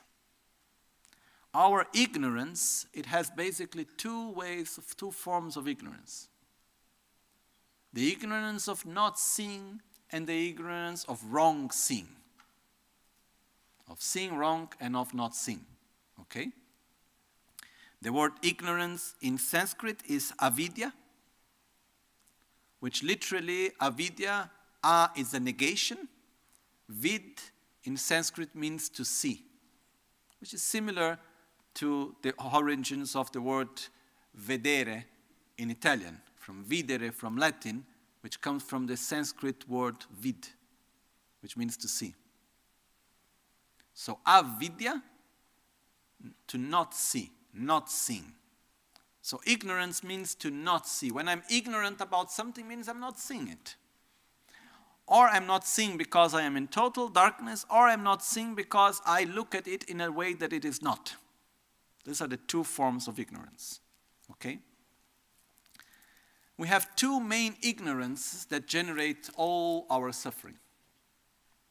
One form of ignorance is the ignorance of not seeing, which is the fact that when we act, we don't know what will be the results. And when we experience the present, we have no idea which were the causes.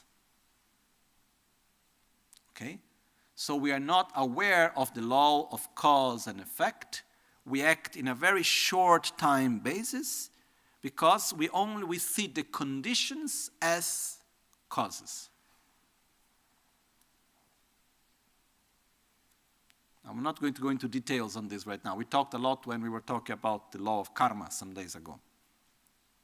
But one type of ignorance is that we do not see the causes when we experience the results. We do not see which results will bring when we act in the present moments when we create the causes. Okay? If we could do that, it would be very different. The second type of ignorance is the ignorance of seeing wrong. I don't know if it's correct to say in English of wrong seeing. Okay? Basically, it's the fact that reality appears to us in a way that reality actually is not. For example, when you look at my face, and I ask you, since the beginning of this gathering today, has my beard grown or not? Apparently, without analyzing, we will say no. Does my beard grow like this? Or it's a gradual process? Once I read that the human hair grows more or less 5 nanomillimeters a second. I don't know if it's true or not. That's what I read once. Anyhow, the point is that if we analyze, my beard is growing, as is your hair and beard also. But even though it is changing, when we look at it, it appears as not. When we look at the plant, is the plant static or is in constant transformation? If we analyze, what would we say? Is in transformation, as my beard is growing. But yet, when I see you, and you see me, and then we go to meet again tomorrow, who do we expect to see the next day? The same person or someone changed? We expect to see the same person. In other words, even though we live in an impermanent reality, the impermanent phenomenon appeared to us as if it was permanent. And what do we do to that? We believe it. Oh, you have changed. I exist. I am impermanent. I have no other choice. Okay? I'm not entering into the details on this right now. We could go on many levels of details explaining why the impermanent reality appeared to us as being permanent. Maybe we can go briefly on it. What happened is that the reality appears to us as if it was permanent. And we relate to the impermanent reality as if it was permanent. That's a form of ignorance. We see the impermanent reality as if it was permanent. That's a way of wrong seeing wrong. Okay? Now, we don't go into details on impermanence now. When I listen to the sound of the bell, or when I see the color of the book cover. How do these objects appear to us? As existing as such independently of us, or as existing as such because of our senses and the value attributed to it and the whole complex interdependence that is there? And if you tell me this is not red, I can fight to say, yes, it's red. Or if you tell me this sound is not pleasant, I would say, what's wrong with you? It's a very nice sound. Because when we perceive reality around us, how does it appear to us? As if it existed out of its own characteristics, or I am perceiving reality through a complex interdependence. How does it appear to us? I'm seeing you, or I'm seeing my version of you? I'm seeing you. Okay? Now, can we perceive that the reality around us, even though it is subjective? Because do we live in an objective or subjective reality? We live in a subjective reality. But even though we live in a subjective reality, it still appears to us as if it was objective. And that's our main form of ignorance. Is the mind that grasps, that holds subjective reality as being objective. So, I'm suffering because of the sound. I want pleasure because of the sound of the other sound of the bell.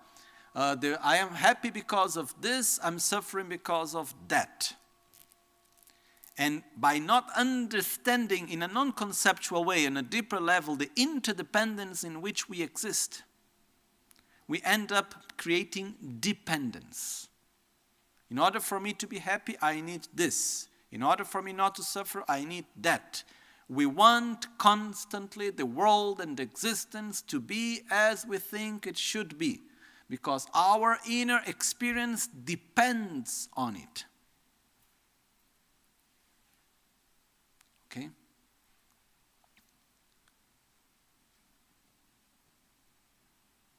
Due to this ignorance of grasping at reality, and not reality meant as a general reality, I mean every experience that we go through, we see it, we experience it as if it existed in an objective way,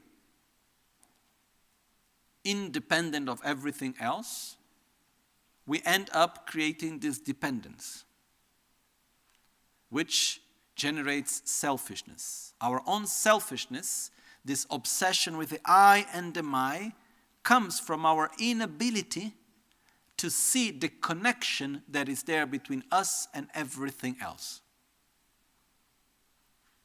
If we could experience the fact that I cannot be happy if not depending on others. I cannot be in harmony just by myself without being in harmony with others. If we would understand the relationship that exists between us and everything else, we will take care of everything else in the same way as we take care of ourselves. It's like an example, if we would understand that we cannot own nature, but we are part of nature.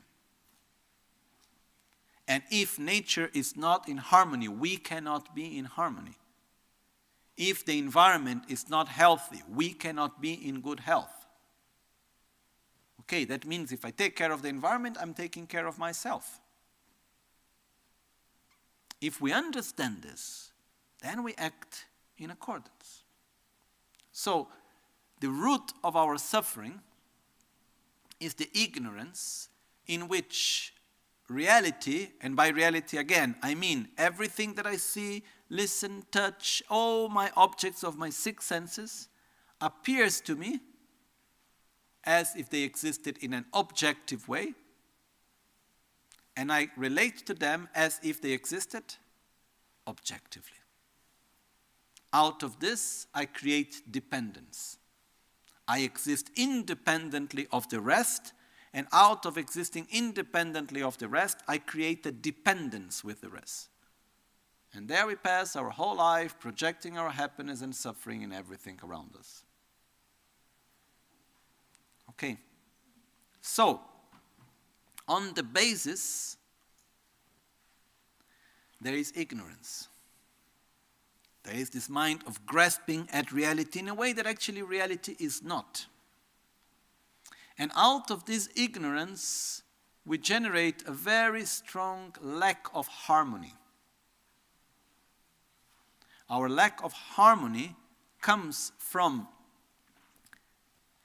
wanting reality, wanting people, situations, everything to be the idealized image that we have. Okay? And all of this is generating hatred, unlimited attachment, insatisfaction, fear, anxiety, and so on. And all of this is generating all the conflicts within ourselves, the conflicts in family, the conflicts in society, the conflicts in the world, and everything else. Why is it so difficult to have a group of people in harmony? Because how many people do we need in order to be conflict? One. Okay? And actually, when you have two people, each one projects their conflict in the other. And then it multiplies. Instead of 2 conflicts, we have 4. Okay? That's why I say that when we have a group of people, harmony between everyone means harmony between the mental defilements of each one. When one is happy, the other is unsatisfied. When one is peaceful, the other is angry. It's quite difficult to put harmony between everyone. But the basis for harmony is understanding interdependence.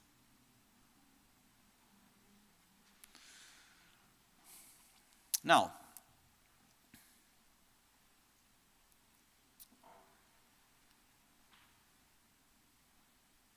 if I love you,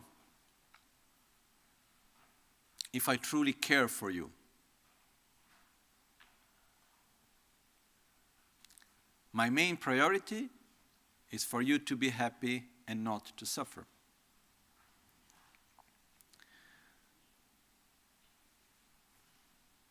But the way how I love you, it depends the way how I love myself. When I understand clearly that my suffering is not coming just because I don't have enough money and the world around me is not as I want, but actually my suffering is coming out of my selfishness and is coming out of my own ignorance deeply, and I love you, what do I want for you? For you to be free of your own selfishness and ignorance. Okay? Compassion have different levels. There is ordinary compassion, which is when I sincerely wish someone to be free from suffering. Okay? Then there is great compassion, which is when I wish someone to be free from suffering in an unconditional way, which means I wish you to be free from suffering independently of who you are, what you do. Independently of the I and the my, which means I wish everyone in the same way. That's called great compassion and great love. I wish everyone to be happy in the same way. I wish everyone to be free from suffering in the same way.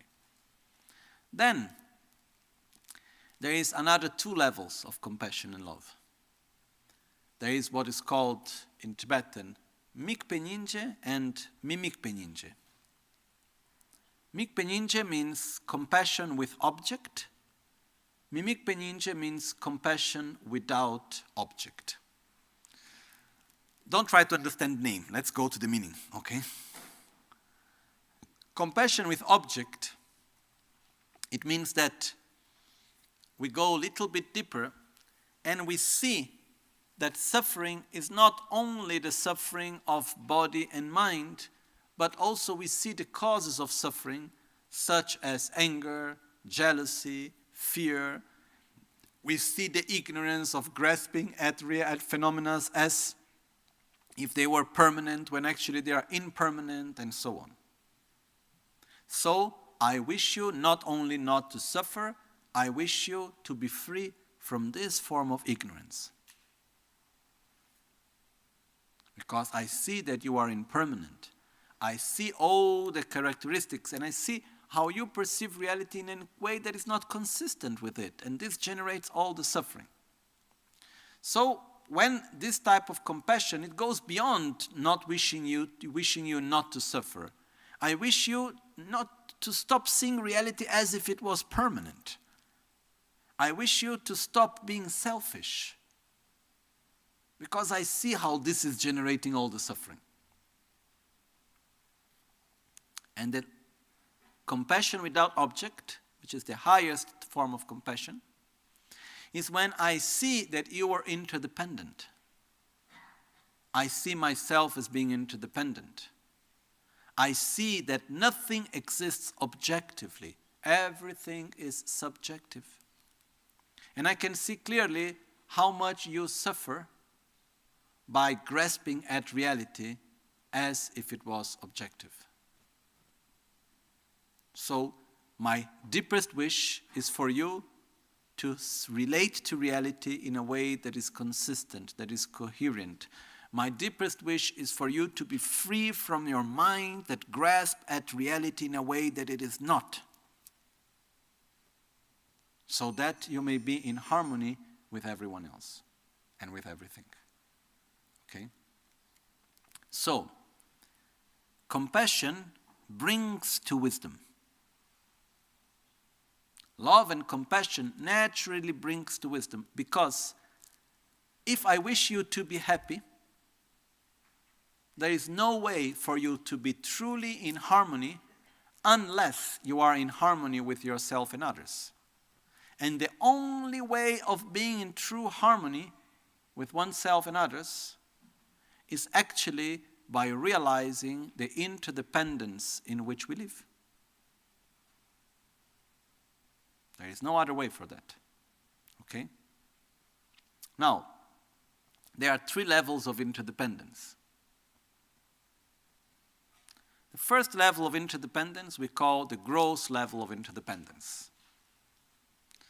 The gross level of interdependence is the fact that phenomena depend on causes and conditions.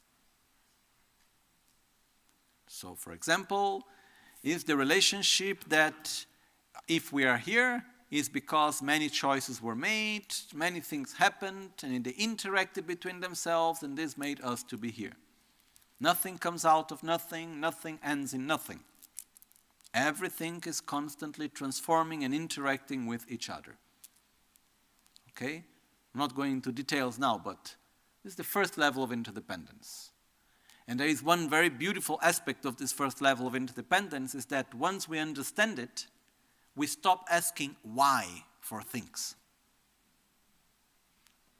We stop saying, what is the reason?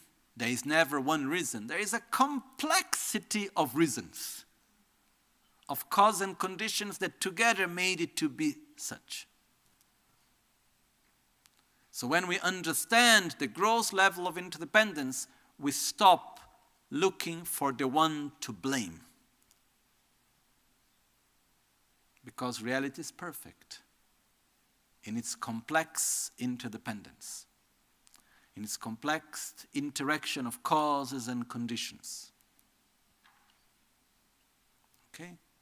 And this first level of interdependence brings us to another thing, which is the law of karma, actually, which is the power of action, the power of interaction, which means every action, every word, every choice, every thought changes and transforms reality.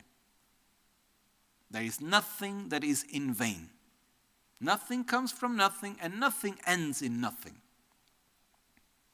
Everything interacts, in a short, middle, and long term.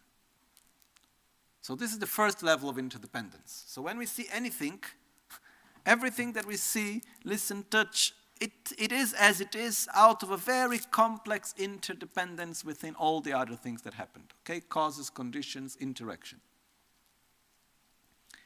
The second level of interdependence, which is often called the subtle interdependence, we have Tendre Rakpa, the gross interdependence, Tendre Tramo, the subtle interdependence. And then we have Tendre Shinto Tramo, the very subtle interdependence. The second level, the subtle interdependence, is the relationship that every phenomena have between the whole and the parts. Which means nothing exists independently of its own parts. Okay? Nothing exists independently of its own parts. Even permanent phenomenon.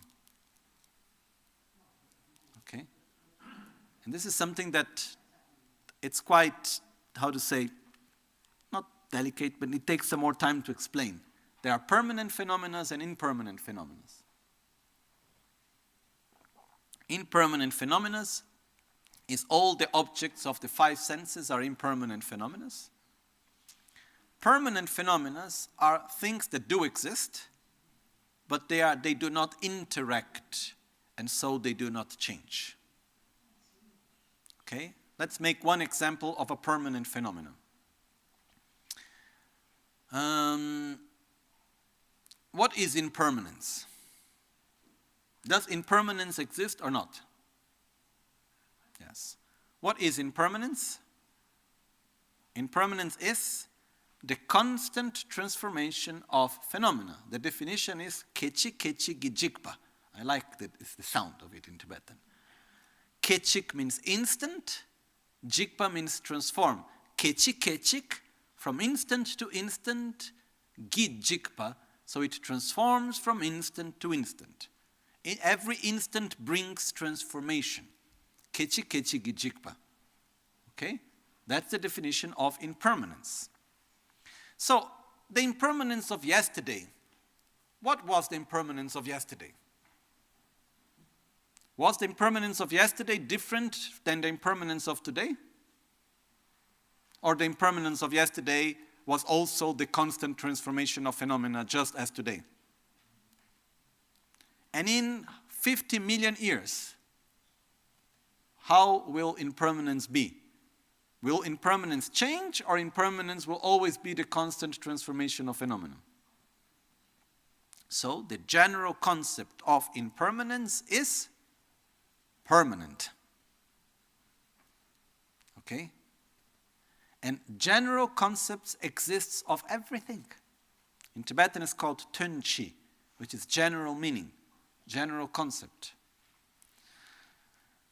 Let me try to make one example. I'm sorry if I'm bringing many concepts together, but they all come to help to get to the final meaning, okay? Can you see this piece of paper? Okay? You can see it, right? Now, can you imagine it? Yes, right? Okay. Now, is it the same or is it different? It's the same, right? And now? Okay, we can stay here the whole day. Okay? Is it the same or not? Yes. And now? Is it the same or is it different? If you tell me it's the same, okay, you give me your car, I give it back to you like this, and you say it's the same car. Okay? So, basically, when do we perceive change? When the object doesn't hold anymore the mental image. Now, can you go back and remember the mental image of the first moment I show you the paper? Is it still there? Do you have now a new mental image for the paper? So the mental image is permanent. We create new mental images. We add up new mental images, but we still have access to the previous, which is not constantly transforming. So mental images, which is my way of saying Tönche, general meaning, are permanent. These are permanent phenomena. Okay? Emptiness is a permanent phenomena. Interdependence is a permanent phenomena. All general meaning, general concepts are permanent phenomena. Now, this is just to say that there also exist permanent phenomena. But everything that we see, listen, touch, and so on are impermanent, are constantly changing and transforming. Now, all phenomena, permanent and impermanent, or better, impermanent and permanent, do not exist independently of its own parts. Let's take, for example, the book. Okay? I take this book. It's one of my favorite books. Okay? Which are the parts that compose the book? We have the cover. Okay? Then we have all the pages inside. Then there is the ink, there is the paper, there are the chapters, there are the words, there are the phrases, right? All of this together composes the book. Can the book exist independently of the pages? No. Okay? So the book exists in dependence of its own parts. If I change one part, do I change the book? Yes. Can I change the book without changing a part of the book? No. Okay, which are the parts that compose a person? How many parts we have? Mainly two. Buddha described it as 5. Which we have body and mind. And for specific reasons, Buddha described the mind into 4 parts. He said we have body, which is the aggregate of form. Then we have sensation, discernment, compositional factors, and so-called consciousness. Okay? Which we don't go into the details right now on that.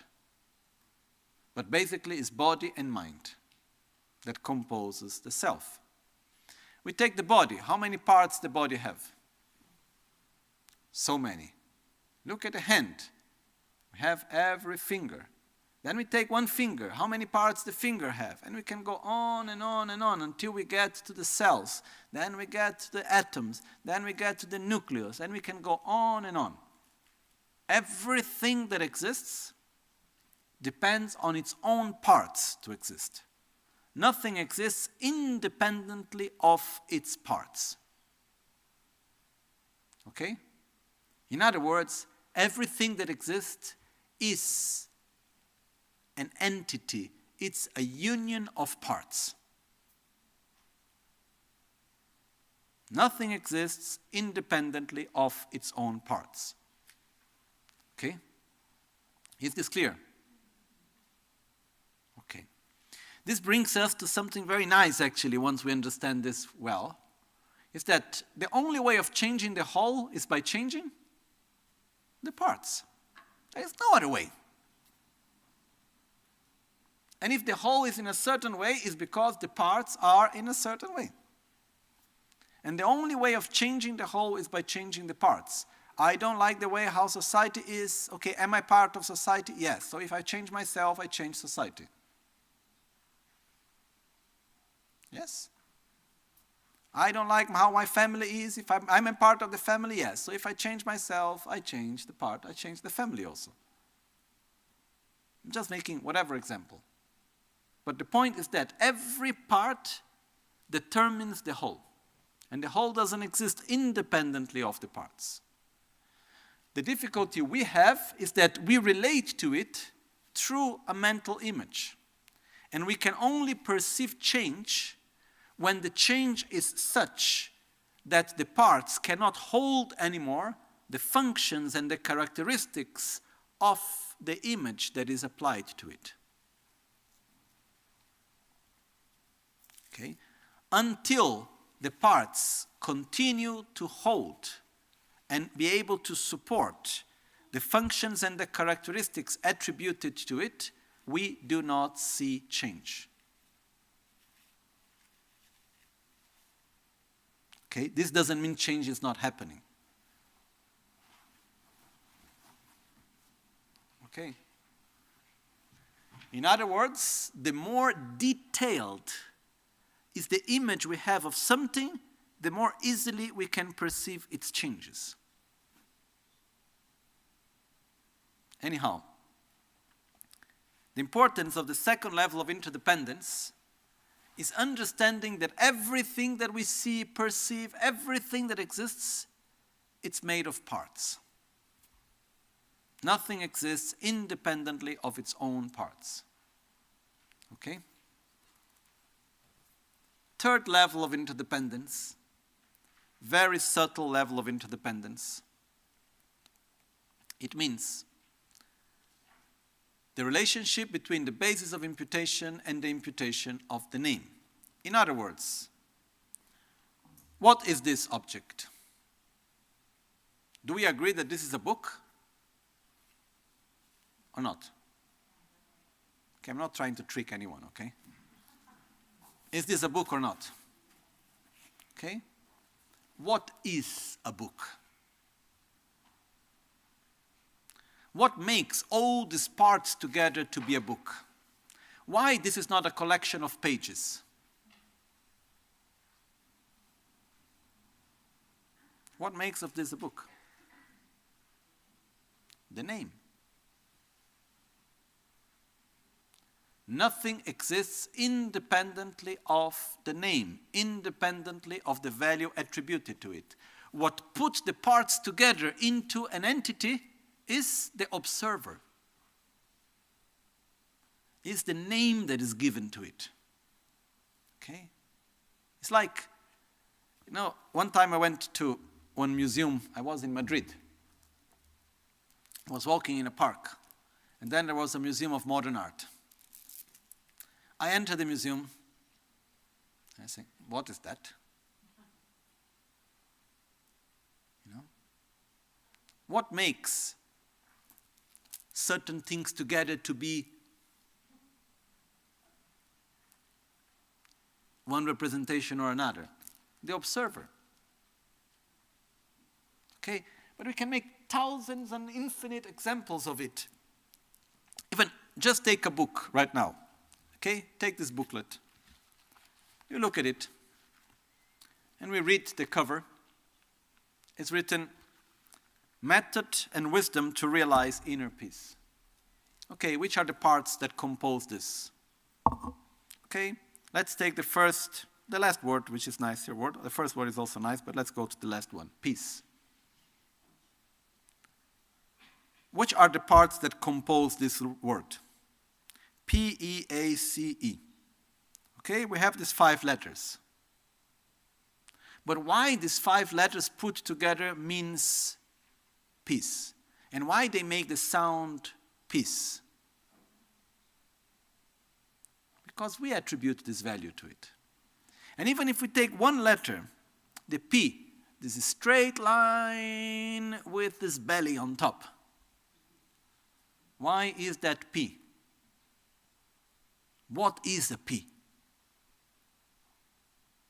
It's just a concept attributed to a collection of parts. I remember one time in Tibet, some monks of Tashilumpo asked me to teach them how to read English.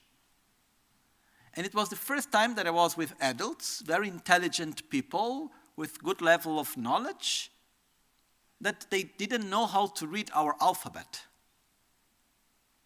And I was trying to show them how to read English, and I thought that actually it's more difficult than Tibetan. Okay? It has no logic. A is A, E is I.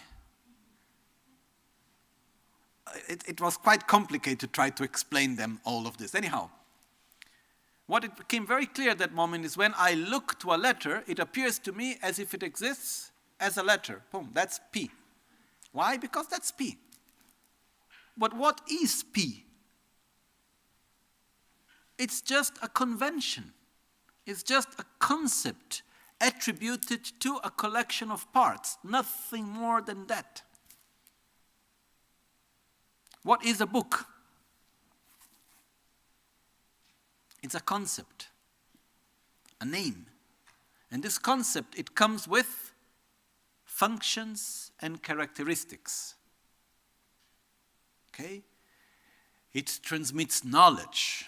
It has words inside. It has all the characteristics and the functions that are inside the concept book. And then I come and I say, oh, but I have a book inside my phone. Is that a book? It depends. Can the parts hold together the meaning and the functions or not? It depends if the concept of book demands there to be paper. Apparently not. Okay? So a book is not made out of paper and cover. A book is made out of words and phrases and chapters and concepts. Okay? But finally, what is a book? It's just a concept attributed into a collection of parts which can hold that functions and characteristics. Everything is like that. There is nothing that we perceive that is not a collection of parts to which we attribute a meaning. That's how we perceive reality, how we relate to everything. That's the third level of interdependence. Okay?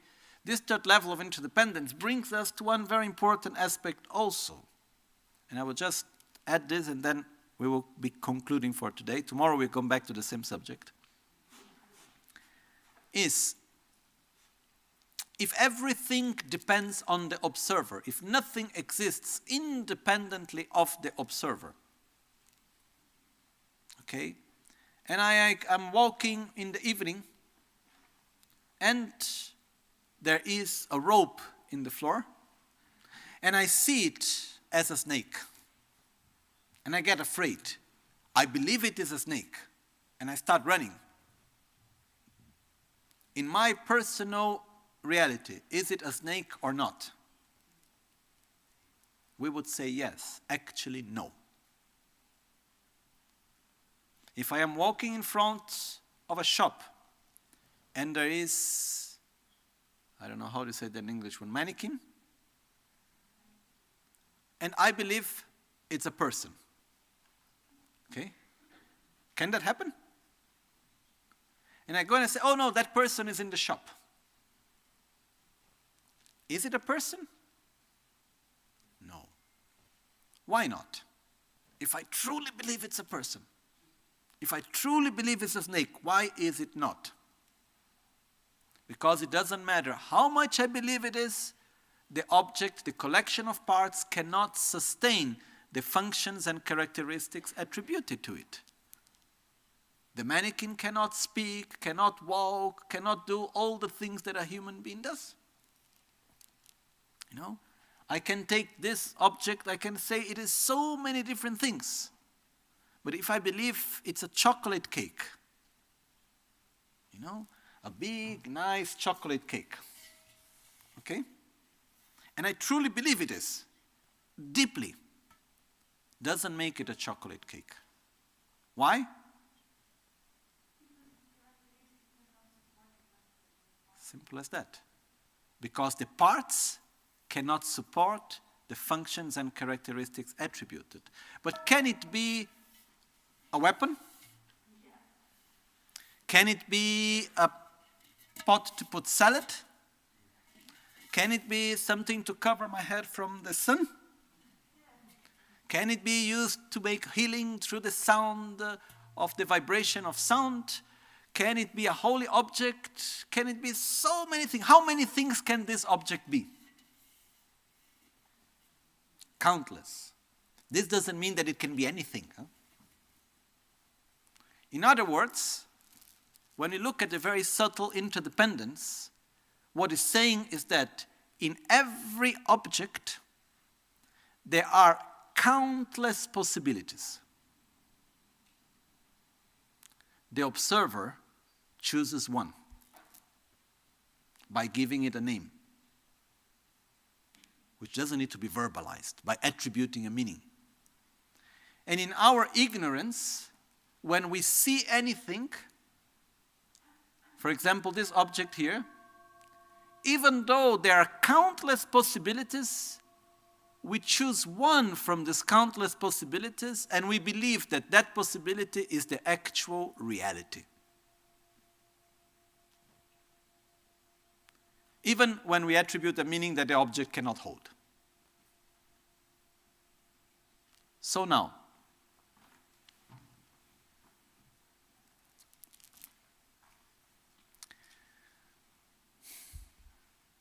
is it clear that we live in a reality that is interdependent? It depends on causes and conditions. It depends on its own parts. It depends on the observer. Okay? Just one more thing regarding the observer.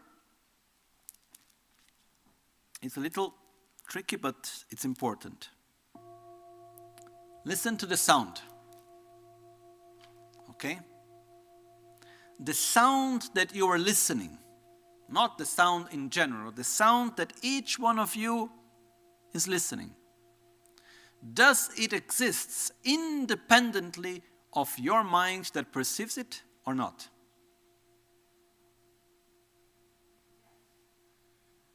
The sound that you listen, how is the sound that you listen created? There is vibration in the air. There is ear sense power, there is ear sense consciousness, there is value attributed to it. The sound that I listen does not exist independently of my own mind that perceives that sound, which is called the consciousness of the ear sense consciousness that perceives sound. Okay? So, the sound that I listen does not exist independently of my mind that perceives that sound. Okay? Otherwise, it would be just vibration in the air, and maybe it would be just a tactical sensation. For someone that is deaf, it's a completely different thing.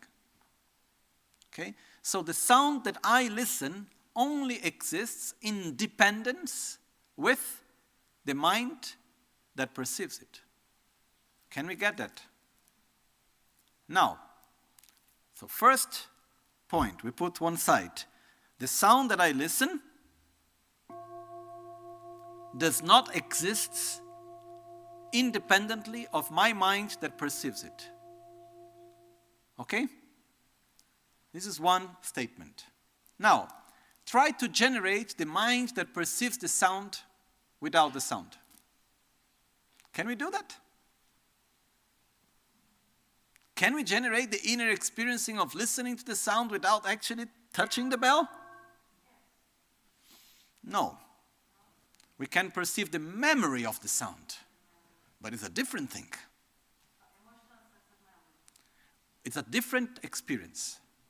The point which I want to come is that in the same way that the sounds that I listen do not exist independently of my mind that perceives it, the mind that perceives the sound doesn't exist independently of the sound.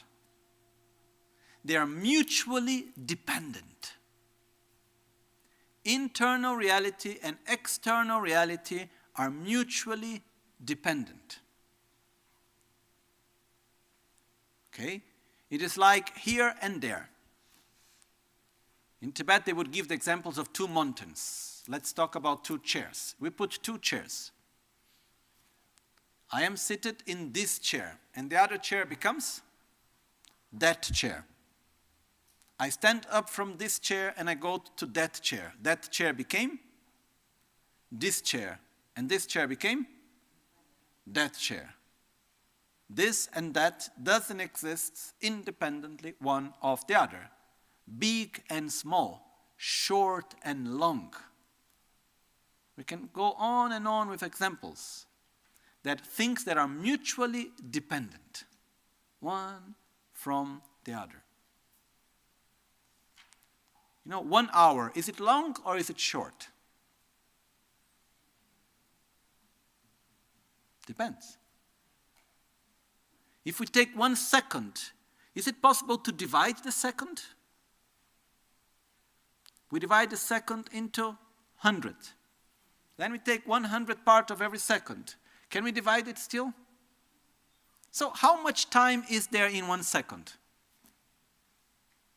Infinite time. I don't know if it's clear, this. So, time is relative. Space is relative. Big, small, long, short. Okay? But long and short exist in dependence one of the other. Now, my inner experience of my senses exists in dependence of the objects that appear to my senses. But the objects that appear to my senses exist to me in dependence of my senses and my consciousness. What I want to say is that internal reality exists in dependence of external reality, and external reality exists in dependence of internal reality, which makes both two different appearances of the same nature. Okay? I know I'm bringing many concepts which may be a little bit, make you a little bit dizzy maybe, but the important thing to understand here is that we cannot change the reality around us unless we change the way how we relate to such reality. And the reality that we perceive at every moment exists in dependence with our own way of perceiving it, with the value that we attribute to it at the same time. This doesn't mean that external reality doesn't exist. External reality does exist, but it doesn't exist independently of the internal reality of each one of us. And the internal reality does not exist independently of the objects perceived, the external reality perceived. So, where do we get from all of this? I will go to the text. Page 41. Tomorrow we will go again through it. Tempa topne sawaten. Chuna mila tabur sam. Maki rikpe shilache. Nyempo nikya ransar trul. Lamgi ngowo kunshi ngala shang. Tunsam gyuma kibur cha. When stability have been attained, which in this case means when you have developed love towards yourself and others, stability in love and compassion, impart the secret teaching. Consider all phenomena as dreams. Examine the nature of unborn awareness. The remedy itself is released in its own place. Place the essence of the path on the nature of the basis of all. In the period between sessions, be a creator of illusions. Now, I will just go to the second line. Here is basically, it's talking about 3 different levels of understanding the true nature of reality, which is the emptiness of phenomena in general, the emptiness of the mind, and the emptiness of emptiness. emptiness of emptiness. Emptiness is also empty of inherent existence. So these are the three levels that we have here. When it says, consider all phenomena as dreams, we are talking about the emptiness of phenomena in general. Examine the nature of unborn awareness is the emptiness of the mind. The remedy itself is released in its own place, is the emptiness of emptiness. Okay? But let's start from the first part. Tomorrow we will go through this in more details, okay? No hurry. So, consider all phenomena as dream or as an illusion.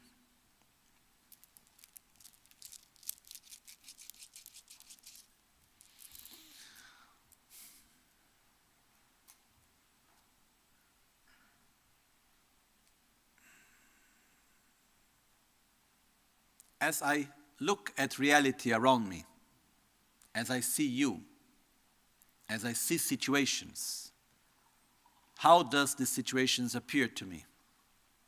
As being solid, independent of me, or as being a complex result of cause and conditions, depending on its parts, and it exists to me independent of the value that I attribute to it? Do we see it in this way? No. One example, which is for me the best example, which comes from the teachings of Buddha. When you look in the mirror, when we look in the mirror, without analyzing, what do we see? Our face, right? Now, if we start analyzing, has any one of you ever seen your own face? If you really think about it, has any one of you ever seen your own face? Or you have only seen the reflection of your face or the representation of your face? The maximum that I have been able to see is the tip of my nose, little bit in my mouth, if I move it in a certain way. I have never seen my face. The only thing that I have seen is the reflection of the image of my face in a mirror, or the representation of my face from a picture or a movie, or someone that made a drawing. I have never seen my face, even though it may be a bit shocking for us to understand that we have never seen our face. But now, imagine that we have again a mirror in front of us. What are we looking at? The reflection of the image of our face. Is it clear that it's not our face what is in the mirror? What is in the mirror is the reflection of the image of our face, right? But yet, we close the eyes, we open again. How does it appear? As being the image of the reflection of the image of our face, or as being our own face? It appears as if it is our face. And the most incredible thing is, even when we know it conceptually, that is not our face, it still appears as if it was our face. That's an illusion. The image in the mirror does exist, but it doesn't exist as being an actual face. It exists as being the reflection of a face, of the image of the face. The light touches my face and then touches back in the mirror and then comes back to my eye. So, similar to that, everything that we see and perceive appears to us as if it existed independently of its parts, independently of cause and conditions, and most of all, independently of the value attributed to it by the observer, which by chance is us. Okay? And this is a total illusion, because nothing exists in that way. And now, I will just leave you with one small exercise, and tomorrow we will come back to the same subject again. Observe one emotion: anger, fear, insatisfaction, attachment, desire. Choose one emotion, okay? For instance, anger is the one we always use this example. Okay? Now, how does the object of anger appear to you? As being something inherently bad, or as being an interdependent phenomena that I attribute the value of being an object of anger? It's inherently bad. Okay? Now, if you start to analyze it, you will see that that object, that situation, doesn't exist as an object of anger out of its own characteristics. It exists as an object of anger out of causes, conditions, parts, but most of all, out of the value attributed to it. If we take out from the basis of the anger the grasping of that object existing inherently as it appears, that emotion cannot sustain anymore. Okay?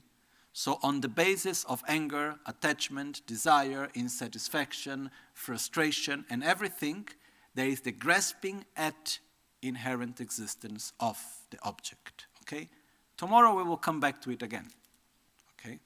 Otherwise, we will start meditating on the emptiness of our stomach more than the emptiness of reality, okay? So, what happened is that we need to reflect upon the fact of interdependence. Don't go now too much into the meaning of emptiness. Focus on interdependence. Try to observe how reality exists, how it depends on causes and conditions, how we live in a subjective reality, how it is not objective, and most of all, how it appears to us as if it was objective. Okay? Try to observe situations, try to see that. There will be objections in our mind, no doubt, in different situations. This cannot be subjective. Analyze it. Go through it. It's influenced by what we said before. We talked about 6 levels of filters. Genetic, previous lives, imprints, social, cultural context, every education we receive, every experience we had, the body we have. It's influenced by all of this together. But it doesn't exist independently of all of that, but it appears as such. It appears as if it exists independently. When you have an object of attachment, it appears as being inherently good. When there is an object of anger, it appears as being inherently bad. But it's not good nor bad. Okay? As Rinpoche used to say, and with this we conclude for today, phenomena are cuckoo. You know? They just follow whatever you attribute to them. The phenomena follow. They are not one or the other. You know? Okay? So, we need to reflect. So, my request is today, take your time, observe and reflect about interdependence. See how things are. Try to go more to that. Then tomorrow we will come back again to it and understand how the lack of the understanding of interdependence actually generates our suffering and what is our ignorance at the root of our suffering. We need to try to see it. We need to be able to point the finger to ignorance, and then we can understand what is the antidote. Okay? And the more we understand about the nature of reality, the deeper and more powerful becomes our compassion. Actually, wisdom brings compassion, compassion brings wisdom. One brings the other. They implement each other. They are not exactly the same, but they complement each other. Okay? And they finally mix together as one. Okay? Tomorrow we will go more about that. Okay? We do our dedications for now. Jetsu alame kutse rapten chi nam karatin le chokchur gepa dang lo san tempe drume sasumgi, drove munse tatu ne gyurchi. Sashi peke chukshe meto tram rirab lingshe nide gembadi, sange shinto mikte ulwargi, drogunamda shingla chepra sho yedam, Guru Ratna Mandrala Kamniryata Yami Kewa Kunto Yanda Lama Dan Drame Cheki Pela Longche Ching Sadan Lamgi Yente Rabzone Dorje Change Kopa Nyurtobe Sho Nimo Dele Tsendele Nime Kunyan Delek Shing Taktu Delek Pe Kuncho Sumke Jingelo Kuncho sumke ngodrubutsol, kuncho sumke trashisho. At dawn or dusk, at night or midday, may the three jewels grant us their blessings. May they help us to achieve all realizations and spring all the path of our lives with various signs of auspiciousness.